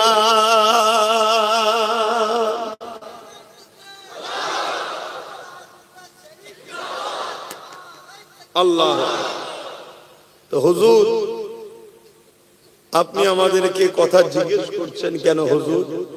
আমরা যখন আপনার হাতে বায়াত হয়েছিলাম, নবী বলে রসুল বলে আপনাকে মেনে, আপনার কথাতে আল্লাহকে আল্লাহ বলে মেনে নিয়েছি, সেদিন থেকে আমাদের জান মাল জমি জায়গা ঘর বাড়ি সব তো হুজুর আল্লাহ আপনার। জোরে বলুন সুবহানাল্লাহ। কি মহব্বত দেখুন, আমরা সেই মহব্বত করতে পারছি? আমাদেরকে এই মহব্বত করতে হবে। আমাদের ঘর, আমাদের বাড়ি, আমাদের পরিবার, আমাদের বাবা মা, আমাদের ব্যাংকে, আমাদের পকেটে যেখানে যা আছে, এগুলো আমাদের নয়, আল্লাহ রসুলের। যতক্ষণ তিনারা নেবে না, খরচ করছো করো, কিন্তু তিনাদেরকে ভুলে দিও না। যখন প্রয়োজন হবে দিতে হবে। কথা কিছু শুনছো ভাই? তবেই তো ইমানদার। আর নাই মুসলমান তো অনেক। সব মুসলমান জান্নাত যাবে নাকি?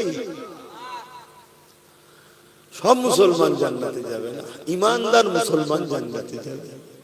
সব মুসলমান ইমানদার নয়। সব মুসলমান বলুন ইমানদার নয়, কিন্তু সব ইমানদারই মুসলমান। সব ইমানদারই। প্রত্যেকটা মানুষ জন্ম হয় ফিতরাতের দিক দিয়ে মুসলমান হয়ে। এই মুসলমানকে দুনিয়ায় এসে ঈমান নামক নিয়ামতটা অন্তরে ধারণ করতে হয়।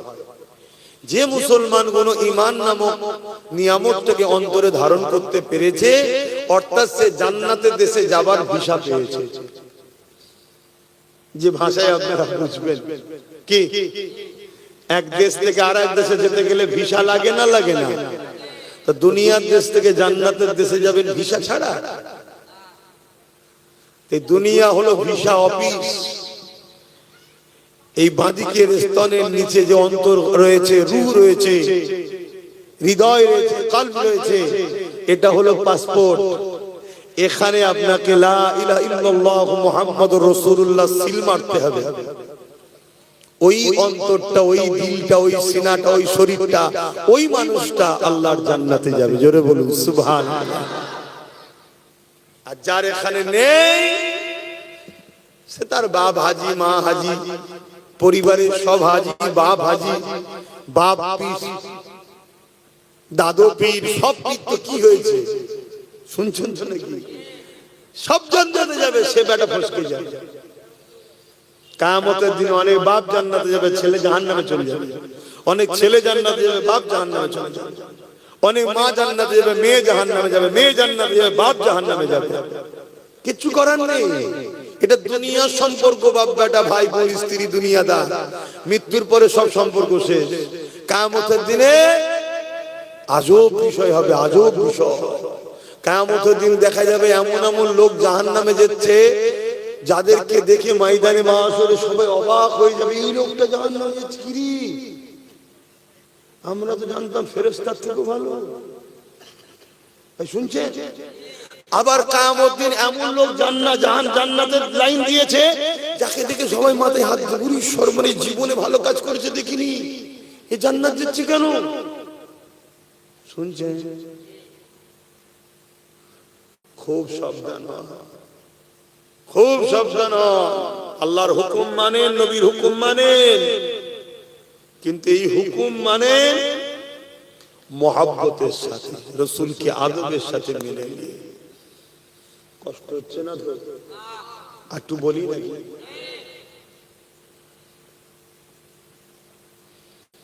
দরুদ শরীফ আল্লাহুম্মা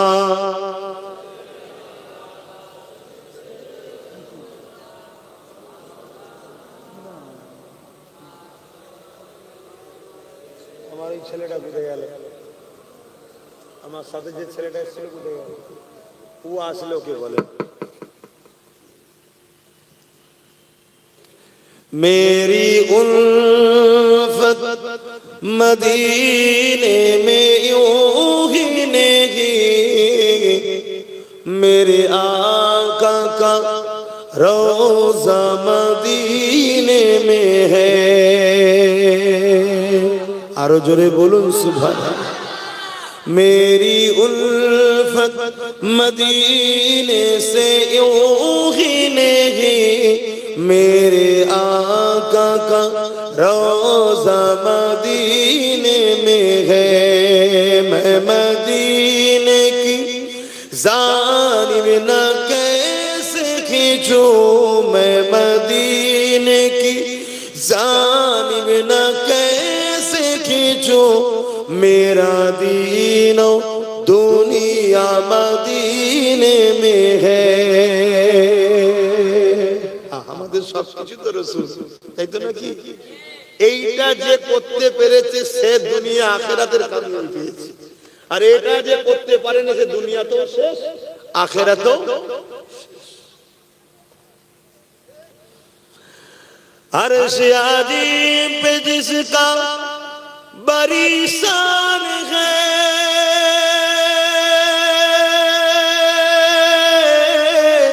रोज़ाए मुस्तफा जिसकी पहचान है, रोज़ाए मुस्तफा जिसकी पहचान है, जिसका हम पल्ला कोई मुहल्ला नहीं, जिसका हम पल्ला कोई मुहल्ला नहीं, एक ऐसी मुहल्ला मदीने में है।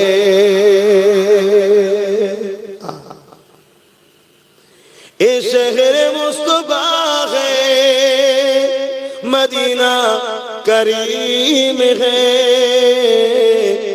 ये शहर मुस्तफा है, मदीना करीम है, सबको निभा रहा है, मदीना करीम है, क्यों ना ये करीम है, आका करीम है, क्यों ना ये करीम है, आका करीम है, सबको निभा रहा है, मदीना करीम है, मेरी उल्फत मदीने से यूं ही नहीं, मेरे आका का रोज़ा मदीने में है, मैं मदीने की जानिब ना कैसे खींचूं, मैं मदीने की जानिब ना कैसे खींचूं,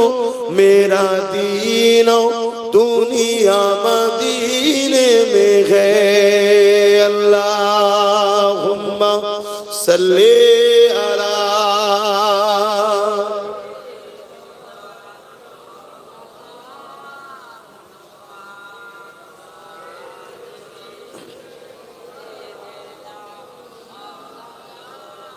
আমার বাপ জানেরা, নওজওয়ানেরা, আনসারী সাহাবা হুজুররা জবাব দিয়ে দিলেন, ইয়া রাসূলুল্লাহ, হাবিবাল্লাহ, আমরা আমাদের জান মাল সবকিছু আপনার কদমে কুরবান করে দিয়েছি, এই সব কিছু আপনার হুজুর, আপনি যেমন করে খুশি খরচ করেন, ইয়া রাসূলুল্লাহ, হাবিবাল্লাহ, আমরা আপনাকে ছেড়ে কখনো যাব না।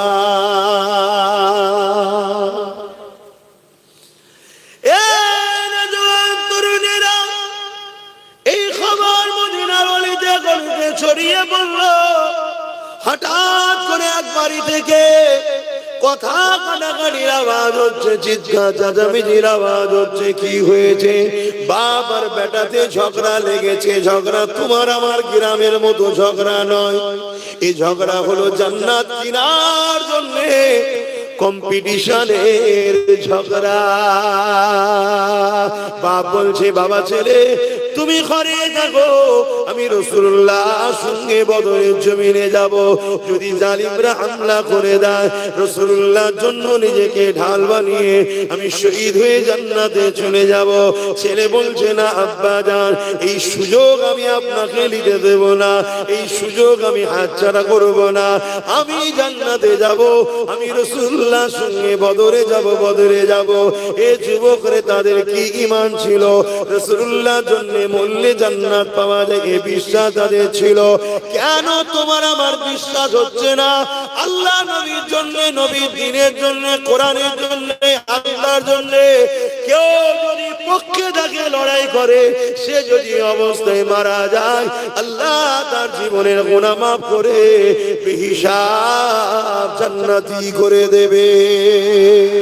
আর আল্লাহ যদি তাকে বিজয় দেয়, দুনিয়া তো সম্মানিত করবে, আখিরাতেও আল্লাহ সম্মানিত করবে।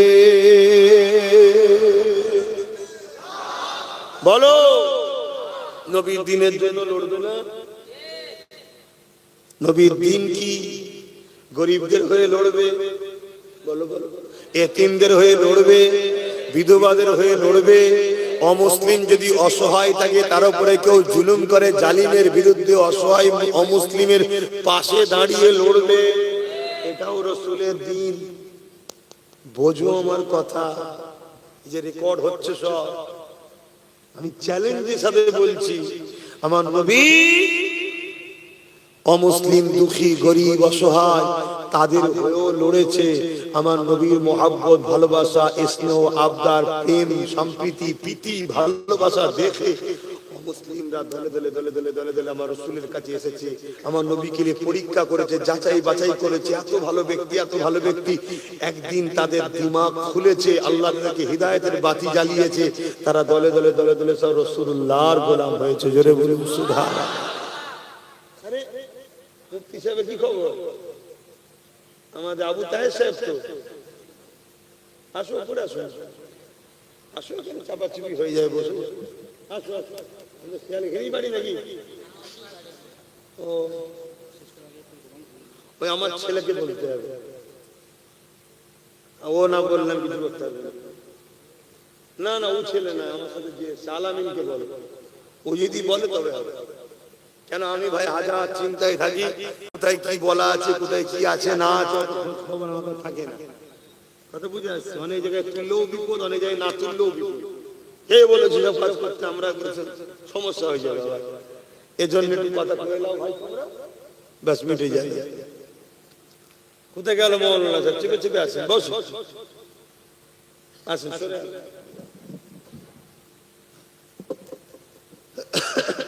শুনছেন ভাইরা? হ্যাঁ, তো বাপ বেটায় কি লড়াই হচ্ছে বলো? আর এখন বাপ বেটায় কি লড়াই হয়? যে এলাকার বুথের টিকিটটা আমি নেবো, কেন মেম্বার হলো চুরি করে খাবো, হয় না? হয় না? কিন্তু সেই বীজটাও মমতা মেরে দিয়েছে, জানো? খবর রাখো। হ্যাঁ, এই খবর আছে না? নেই? একটুখানি বলি রাজনীতির কথা, অসুবিধা একটুখানি একটুখানি। এই যে ওবিসি সংরক্ষণের নামে ওবিসি তালিকা এমন ভাবে দিয়েছে, আগামী দিন কোন মুসলমান আর কোন মুসলমান বুথ লেভেলের পঞ্চায়েতের যে সদস্য টিকিট আর পাবে না, জিততে পারবে না, দাঁড়াতে পারবে না ভোটে। তোমাদের খেয়ালই নেই। তোমরা ভাবছো শুধু মুসলমান চাকরি পাবে না আর পড়াশোনা করতে পারবে না, কথা ঠিক, ওটাও হবে না। ওবিসি সংরক্ষণ যখন শেষ করেছে, এতে মুসলমানের ছেলেরা আর কোনো চাকরি পাবে না, কোনো ভালো স্কুলে পড়তে পারবে না। শুধু ওটা নয়, তোমরা যারা বুথ লেভেলের নেতাদের জন্য লড়াই করে এমএলএ জিতাও, এমপি জিতাও, সিএম বানাও, সবকিছুর কৃতিত্ব কার? বুথের লোকের। কার কৃতিত্ব? বলুন বলুন। বুথের লোক খুন করে, বুথের লোক খুন হয়, বুথের লোক নিজের ভাইকে মারে। বিশেষ করে মুসলমানের কথা বলছি, অমুসলিমদের কথা বলি কেন? অমুসলিমরা সব ও সেটিং হয়ে গেছে এক জায়গায়, তুমি যত যাই করো এক জায়গায় হয়ে গেছে। ওই 10-15% এখন এইদিক ওদিক করছে, বাকি সব সেটিং হয়ে গেছে। তুমি ভাবছো আলাদা, ও ভাবছো আলাদা, সেটা দাও, ওদিকে আমি যাচ্ছি না। তোমরা আমরা যারা মুসলমান আছি, আমরা নিজেদের ভাই ভাই মারপিট করি তো নাকি? কেন আমার ওই এমএলএ কে জিতাতে হবে, আমার ওই এমপি কে জিতাতে হবে, আমার ওই মন্ত্রীকে জিতাতে হবে? এর জন্য লড়াই করেছো তো। এই বুথ লেভেলে যারা দাঁড়ায়, এই বুথে আর কোন মুসলমান ক্যান্ডিডেট আর হতে কেন? ওবিসির গোড়া মেরে দিয়েছে। শুনছেন? তাহলে এইটাকে খোলার দায়িত্ব আছে না? যদি খুলতে পারো তবে হবে। ওই খোলার জন্য একটা ছেলেই লড়াই করছে, যার নাম পীরজাদা নওশাদ সিদ্দিকী। বাকি কারো খেয়াল নেই। তোমাদের এলাকায় যে এমএলএ আছে তারও খেয়াল নেই, সে হয়তো বেচারি জানেই না। শুনছেন তো নাকি? সে জানেই না, আর যদিও জানে সে দেখছি তো বিরাট বিপদ। কিন্তু আমি যদি কাউকে গোপনেও বুঝাতে যাই, ওপরে যদি খবর চলে যায়, আমি হয়তো টিকিট পাবো।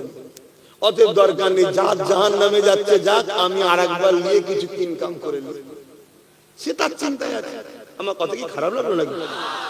আমি প্রমাণ দিচ্ছি, এ তোমাদের নয়, এ তোমাদের নয়। এই মুসলমানকে সন্দেহ আছে। বলো কেন? এই কোরআনের বিরুদ্ধে একজন 4 ক্লাস পাস করা না ফেল করা জানি না, কোরআনের বিরুদ্ধে একটা কথা বলেছে না? তোমাদের এমএলএ তো মুসলমান, কেস করেছে, তোর হাতে পাওয়ার আছে, তো কেস করেছে। কিন্তু এখানে এমএলএ নওশাদের নেই, কিন্তু নওশাদের ছেলেরা থানায় যে ডেপুটেশন দিয়ে কেস করেছে। খবর রাখো, কবে কালকে না পরশু করে যায়। হ্যাঁ, তাহলে বলো, ও যদি কোরআনের না হয় তো তোমাদের হবে? তাহলে ও কোরআনের বিরুদ্ধে কথা হয়েছে, একটা কেস করলো না, আল্লাহ পাওয়ার দিয়েছে। তা কালকে যখন তোমাদের কাউকে শেষ করা হবে, ও মনে হয় তোমাদের পাশে আসবে? এই রকম যারা 2 নম্বর মুসলমানগুলোকে সব এই সেকুলার দলের নামে যারা মুসলিম বিদ্বেষী আছে, এরা সব টিকিট দেয়, প্রকৃত মুসলমানকে দেবে না। আর যদিও একটা প্রকৃত মুসলমান ছিল, মৌলানা মানুষ, ভালো মানুষ আগে ছিল, এখন প্রকৃত মুসলমান নেই। ভালো ঘরের লোক, আমি সব সম্মান দিয়ে বলছি, বাপ ভালো মা ভালো, তারা যে দলের লোক, তাদের দলে অনেক বড় বড় আল্লাহর ওলি আছে, আমি কাউকে ছোট করছি না। কিন্তু ওই শুনেছি নাকি গোবরের সঙ্গে থাকলে নাকি আস্তে আস্তে গোবর হয়ে যায়। তো ভালো লোকটা খারাপ হয়ে গেছে, কথা বুঝে আসছে না? সেও একটা কেস করেনি, তাকে আবার জিজ্ঞেস করেছে, সে বলছে ওটা আমার বিষয় না, ও যার বিষয় তাকে যে জিজ্ঞেস করতে যাবে। আরে তোর কোরআনের বিরুদ্ধে বলেছে, মৌলানা, তোর যদি দিল না কাঁদে, তাহলে মুসলমানের জন্য ওই মৌলানার দিল কাঁদে মনে হয়? তাহলে এতদিন আলোর জন্যই ঝগড়া করেছিলি, যেটা আলো হয়ে গেলি ব্যাস। কিন্তু আব্বাস সিদ্দিকীকে দেখো, আমি জীবনে কথা দিয়ে যাচ্ছি, এত রেকর্ড হচ্ছে, আমি কোনোদিন দাঁড়াবো না, আমার নেতা হওয়ার শখ নেই। আমি মুহাম্মদ সাল্লাল্লাহু আলাইহি ওয়াসাল্লামের গোলাম হয়ে জন্মেছি, গোলাম হয়ে আছি, গোলাম হয়ে বাঁচবো, গোলাম হয়ে মরতে চাই। কিন্তু তোমাদের জন্য আমার প্রিয় ভাইটাকে দিয়েছি, তো ওকে তোমরা সাথ দাও। কেন? ভেতরে আমাদের লোক না থাকলে শুধু বাইরে চিল্লে সমাধান? তা আগামী দিন ওর সাথে যদি আরো 20-30 হয়, ওর হাতটা শক্তিশালী হবে না? হবে না? দেগঙ্গার লোক যদি ওর সাথ দেয়, দেগঙ্গা যদি ওর লোক যেতে, আপনাদের অসুবিধা আছে? আপনারা সাথ দেবেন ওর? হাত তুলে দেখান না, লম্বা করে হাত তুলে। আলেম ওলামারা গোপনে, আপনারা এখনই দেখে ফেললে চাকরি বাকরি ক্ষমতা চলে যাবে না। এই বাচ্চাদের দিকে এই সব রয়েছে, ওই দিকে তো নেই, এই দিকে আছে। হাত লম্বা করে তোলে, সাথ দেবেন তো? ঠিক বলছেন তো? হাত লম্বা করে তুলেছে, হাত না বাবা ভাই, বোঝেন ভাই, বোঝেন, এগুলো ভাবেন। এই বীজখানে 2-3 মিনিট একটু বললাম, কারো কষ্ট হলো? আপনি তো জানেন আমি আমার ভাইয়ের দিকে, জেনে শুনে অশুনতে এসছেন তো। কি দুনিয়ায় এত সংসার দেখলে স্বামী স্ত্রীতে ঠুকুর মুকুর হয় না? হয় না? তারপরও আপনি বিয়ে করেছেন, ঠুকুর মুকুর হচ্ছে বলে মন খারাপ করলে হবে? আপনি জেনে শুনে করেছেন। কি চাচা চাচিতে ঝগড়া হয়েছে না? ও ক্যামেরা আছে, দেখে ফেললে বিপদ আছে। কি হয় না? স্বামী স্ত্রী তো হয়তো নাকি? তা জেনে শুনে দেখে তুমি বিয়ে করেছো, তাহলে তো একটুখানি কষ্ট সহ্য করতে হবে। তা তুমি জেনে গেছো আব্বাস সিদ্দিকী যখন এসছে, ও দিদি মুদির বিরুদ্ধে না বললে নামবে না। ও নওশাদ সিদ্দিকী ওর ভাই, ওর সাথ দেবে। তুমি জেনে শুনে যখন এসছো ভাই, শুনতে হবে নাকি? এইটুকু তো কষ্ট সহ্য না করতে বলে, তাহলে সংসারটা টিকবে কি করে? কি গো আমার আব্বা, অসুবিধা হচ্ছে নাকি? হায় হায়, যা আকাশের আলোচনা দিয়ে ফিরে যায়, আল্লাহ নবী দরবারে বাপ আর বেটা দুজনে চলে এসেছে বিচার দিতে। কি গো শুনছেন? আমার মনের মধ্যে আর একটা কথা হচ্ছে, কেউ কেউ ভাবছেন না তো যে হুজুর সব ঠিক আছে, জলসায় এসে বলছেন কেন? আবার কোন মৌলভী সাহেব এসে তো বলতে পারে যে আজকাল জলসা গুলো কে লিয়ে রাজনীতি করা হচ্ছে, বলতে পারে না? পারে না? যদি বলেন বলি সাহেব তেমনি জিজ্ঞেস করা দরকার, রেড রোডে যখন মমতাকে ঈদের নামাজে হাজির হয় তখন আপনি বলেছিলেন যে নামাজকে নিয়ে আমার ধর্মকে নিয়ে রাজনীতি করা হচ্ছে? তাহলে এখানে বলছে কেন? তাহলে ওখান থেকে কিছু মাল দেয় নাকি মমতা? তাহলে ওর বেলায় বলুন, এর বেলায় বলছে কেন? তবে আমাকে আনো, আমি হুজুর মলি সাহেব মাল দেবো, দাও আমাকে নিয়ে আসো। এখন তোর হাতে সব, ঠিক না বেটি? ইমামদের 3000 না 3500 দেয়, শুনছেন তো? আমার কথা শোনো, 10,000 15,000 20,000 করে দেবো, নিয়ে আসো। আগে সাগরটাকে দিতে হবে তো, যেখানে টাকার খনি আছে সেটা আছে মমতার হাতে। সে তো চুরি করে বিক্রি করে দিচ্ছে সব। মমতা চোর না? চোর নয়, জোরে বলুন। কোন সন্দেহ আছে কারো?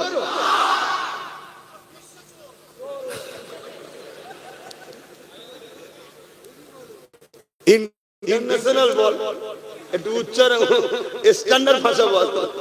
আজকে আবার শুনছি নাকি ফাইল চুরি করে পালিয়ে গেছে নাকি শুনছি। হ্যাঁ, তবে আমি এখানে বলবো কিন্তু এটা সেটিং এর কাজ চলছে সব থেকে, কিন্তু হই হই করুনি, এটা দিদি মুদির সেটিং। কেন মুসলমান দিদির থেকে সরে যাচ্ছে না জানি না। যত মুসলমান দিদির থেকে সরবে তত মুদির মাথায় বাস করবে। কেন মুদি দেখছে বাংলায় আমার আসার লাইন নেই, আমার বোনটাই থাক, তবুও আমার আইনটাকে পাস করালো তো নাকি? এই ওয়াকাফটাকে কে পাস করালো? যদি মুদি দিদি না থেকে অন্যজন থাকতো, মুদির ক্ষমতা ছিল এখান থেকে জমি নিয়ে যাবার। কেন জমি ল্যান্ডটা রাজ্য সরকারের হাতে, আইনগুলো জানতে হবে। রাজ্য সরকার যদি না দেয়, সেন্ট্রাল গভর্নমেন্টের ক্ষমতা নেই এখান থেকে এক টুকরো মাটি নিয়ে যেতে পারে, এটা রাজ্য সরকারের হাতে। তাহলে মুদি দেখছে এখানে দিদি চলে যায়, আমার বোন চলে যায়, অন্যজন যদি ঢুকে পড়ে, আর বিশেষ করে যদি নওশাদ আর তার সাথীরা চলে আসে, তাহলে তো মুদি এমনি রাত্রিরে শুয়ে নওশাদ করতে করতে কোন দিন শুনবে চলে গেছে। কথা বুঝে আসছে না? নাই? তাহলে এই জন্য এইসব নাটক করছে। আইওয়াস দেখেছিস, সত্যিই তো বিজেপির বিরুদ্ধে লড়ছে, আবার যাতে মুসলমান এনার কোণে ওঠে, এই জন্য লাইন ক্লিয়ার করছে। এত ঘাবড়াবার কিছু, এসব দেখে যেন আবার দিবানা হয়ে যাও। আহারে, দিবানা হয়ে যাবে না? কেন এক সময় আমিও দিবানা হয়ে গেছিলাম, এক সময় আমিও। আহারে, একটা মহিলার উপরে এত জুলুম হলো। আমি নিজের কথা বলছি, এক সময় ভেবেছিলাম যে একটা মহিলার উপরে এত জুলুম করলো বিগত সরকার যে ছিল, একটা মহিলা মানুষ এত মারার কি দরকার ছিল? এত জুলুম করলো, আমার নিজেকে একটা সিম্পেথি দিবানা হয়েছিলাম যে সাথ দিয়া দরকার। ওরে সর্বনাশ, কি তো পুরো পাক্কা ডাইনি। এক কথা ভুল বলছি? আমার আলিয়া মাদ্রাসাকে শেষ করে দিচ্ছে, আমার কবরস্থান, আমার ঈদগাহ, আমার খানকা সব শেষ। তাহলে ভুল আমিও করেছি, আপনারাও করেছেন। আমি তওবা অনেক আগে করেছি, আপনারা তওবা করেছেন তো নাকি? না, এখনো তওবা হয়নি। যদি না করে থাকেন করে নেন। কেন আমি ওপেন বলে যাচ্ছি, পৃথিবীর কোন মুফতি মাওলানা মিশর হোক, মদিনা হোক, যেখান থেকে খুশি ধরে নিয়ে আয়, আমি চ্যালেঞ্জ দিচ্ছি, যত বড়ই মৌলভী সাহেব হোক, নবীর হাদিস তো কাটা কারো ক্ষমতা নেই। মোদি আর দিদিকে যারা ভোট দেবে তাদের ঈমান চলে যাবে। এতদিন যারা ভোট দিচ্ছে ঈমান যায়নি কেন? এতদিন এরা এই জুলুমটা করে না যেটা আজকে করছে। কি? ওয়াকাফকে মিটাচ্ছে। ওয়াকাফ মানে মসজিদ, মাদ্রাসা, কবরস্থান, ঈদগাহ, খানকা, অর্থাৎ ইসলামের পেহচান। ওয়াকাফ যদি না বাঁচে, তোমার ইসলাম আর থাকবে না। শুনছো? ওয়াকাফ হলো ইসলামের মূল একদম, যেখানে মসজিদ দাঁড়িয়ে আছে, মাদ্রাসা দাঁড়িয়ে আছে, কবরস্থান দাঁড়িয়ে আছে, ঈদগাহ দাঁড়িয়ে আছে, খানকা দাঁড়িয়ে আছে। তাহলে আজকে আমার ধর্মকে মিটাতে লেগেছে না লাগেনি? এতদিন এ ওসব করেন, তাই চলো চাকরি করে চুরি করেছে, এটা করেছে, ওটা করেছে, কয়লা, বালি, পায়খানা সব চুরি করেছে। কথা বুঝে আসছে? আরে বাবা, চুরি করেছে খাবার জন্যই তো। এতদিন এসব করেছে, চলো ওটা দুনিয়ার ব্যাপার ছিল, গুনাহ হবে, হ্যান হবে, ত্যান হবে, এইসব ব্যাপার ছিল। কিন্তু এখন যেটা করতে চলেছে, এই ইসলামকে মিটাতে চলেছে। কথা বলো, আমার কথা কষ্ট হচ্ছে? খুব ভালো।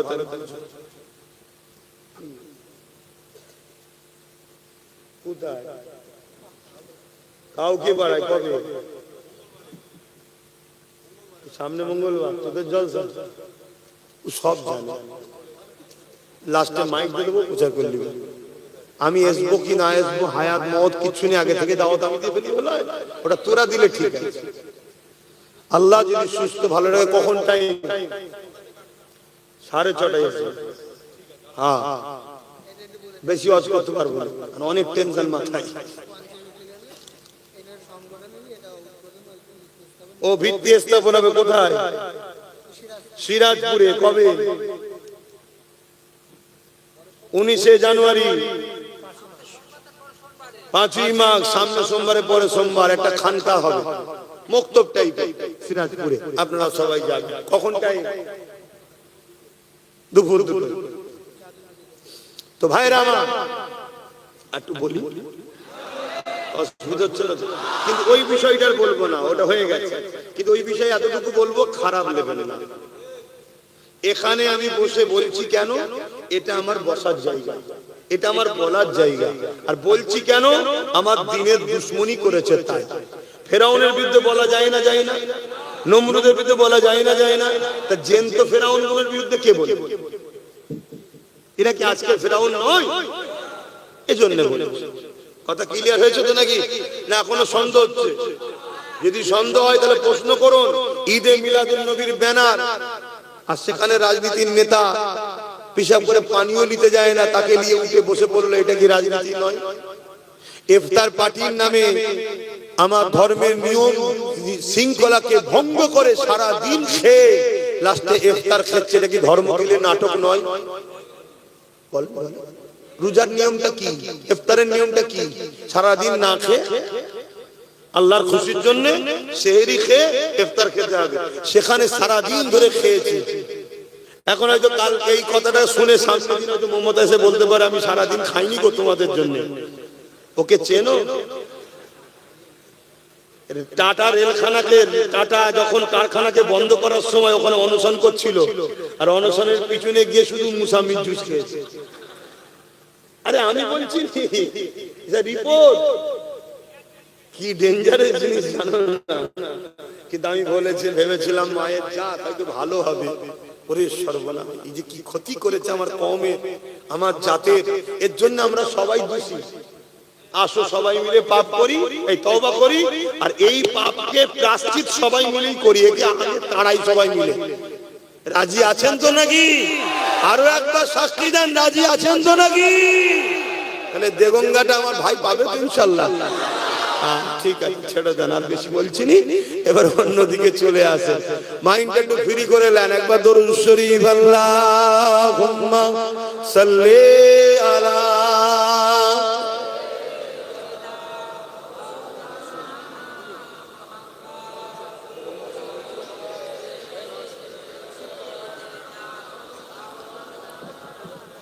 বাপজান আমার কেউ মনে বেজার হলেন না তো? তাহলে এই ছেলেরা যাচ্ছে কি জন্য?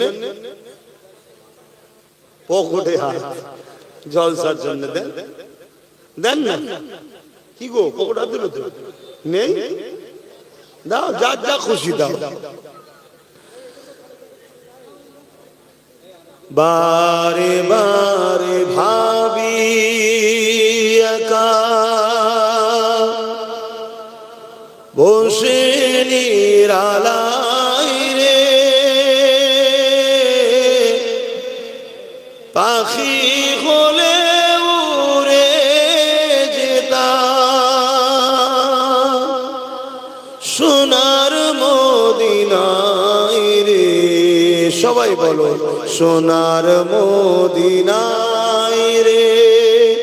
বারে বারে ভাবি একা বসে নিরালাই রে, পাখি হলে উড়ে যেতাম সোনার মদিনায় রে। সোনা বুলবুলিরা কোথা যাও, উড়ে যাও কোথায় রে। আমার সালাম পৌঁছে দিও নবীজি রোজা নবীজির বারে বারে ভাবি একা বসে নিরালায় রে পাখি হলে উড়ে যেতাম সোনার মদিনায় রে সোনার মদিনায় রে রহম কর ও গো আল্লাহ ও হৃদয়াময় রে পাই জানো নবীর সভা নবী মুস্তাফায় রে নবী মুস্তাফায় রে বারে বারে ভাবি একা বসে নিরালায় রে পাখি বলে উড়ে যেতাম সোনার মদিনায় রে সোনার মদিনায় রে দাদা পীরের যত মুরিদ হিদায়াত চাই রে দয়া করো খোদার হাবিব যেন নাজাত পায় রে যেন নাজাত পায় রে বারে বারে ভাবি একা বসে নিরালায় রে পাখি হলে উড়ে যেতাম সোনার মদিনায় রে সোনার মদিনায় রে আল্লাহুম্মা সাল্লি আলা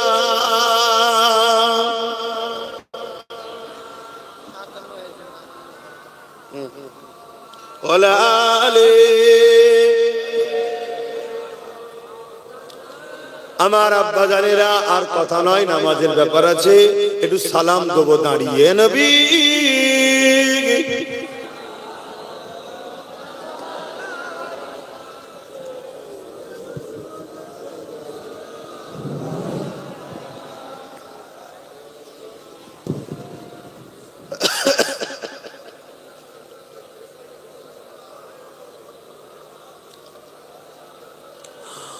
طلع البدر علينا من شنيات الوداع وجب الشكر علينا ما আহিদাই ইয়া নবী সালাম ইয়া রাসূল ইয়া হাবিব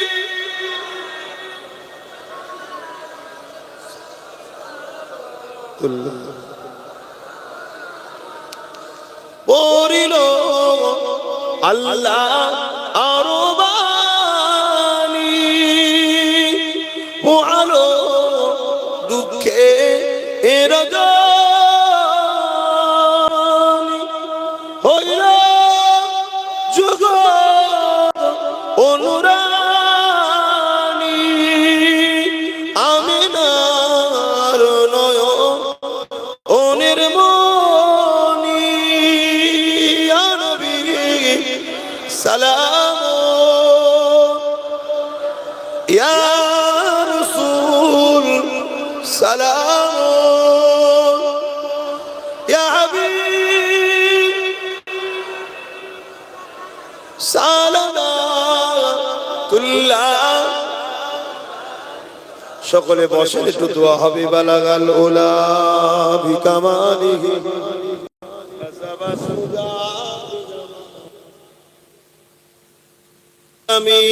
صالح صلوا عليه وآله اللهم সাল্লি আলা।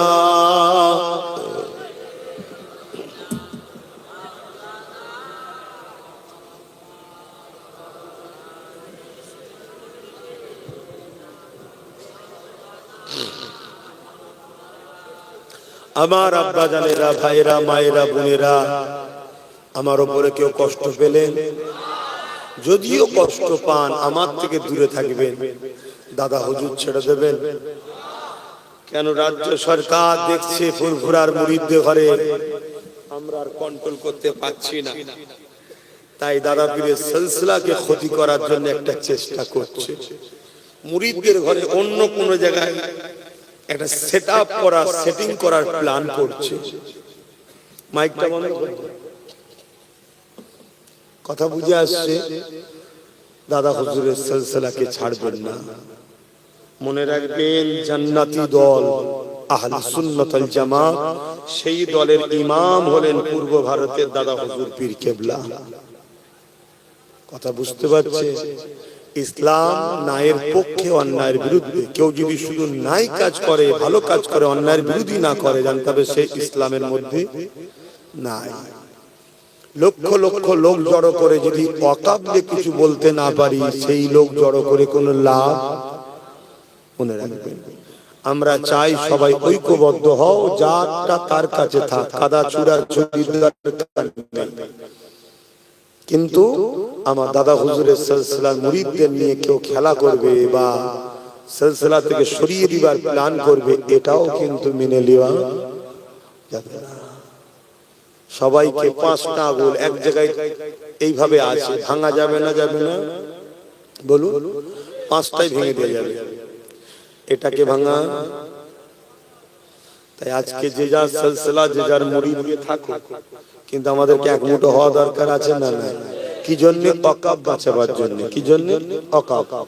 কিন্তু তার মানে এটা নয় তুমি এই সুযোগে দাদা হুজুরের মুরিদ গুলোকে নিয়ে নেবে, এটা কি উচিত হবে? এই সুযোগে দাদা হুজুরের মুরিদদের ঘরে দাদা হুজুর থেকে সরাবে, এটা কি উচিত হবে? তাহলে জানতে হবে তুমি শাসকের ইশারায় কাজ করছো। তা শাসকের সঙ্গে তো আমাদের লড়াই আছে, থাকবে, কেন শাসক তো অকাবকে মিটাচ্ছে।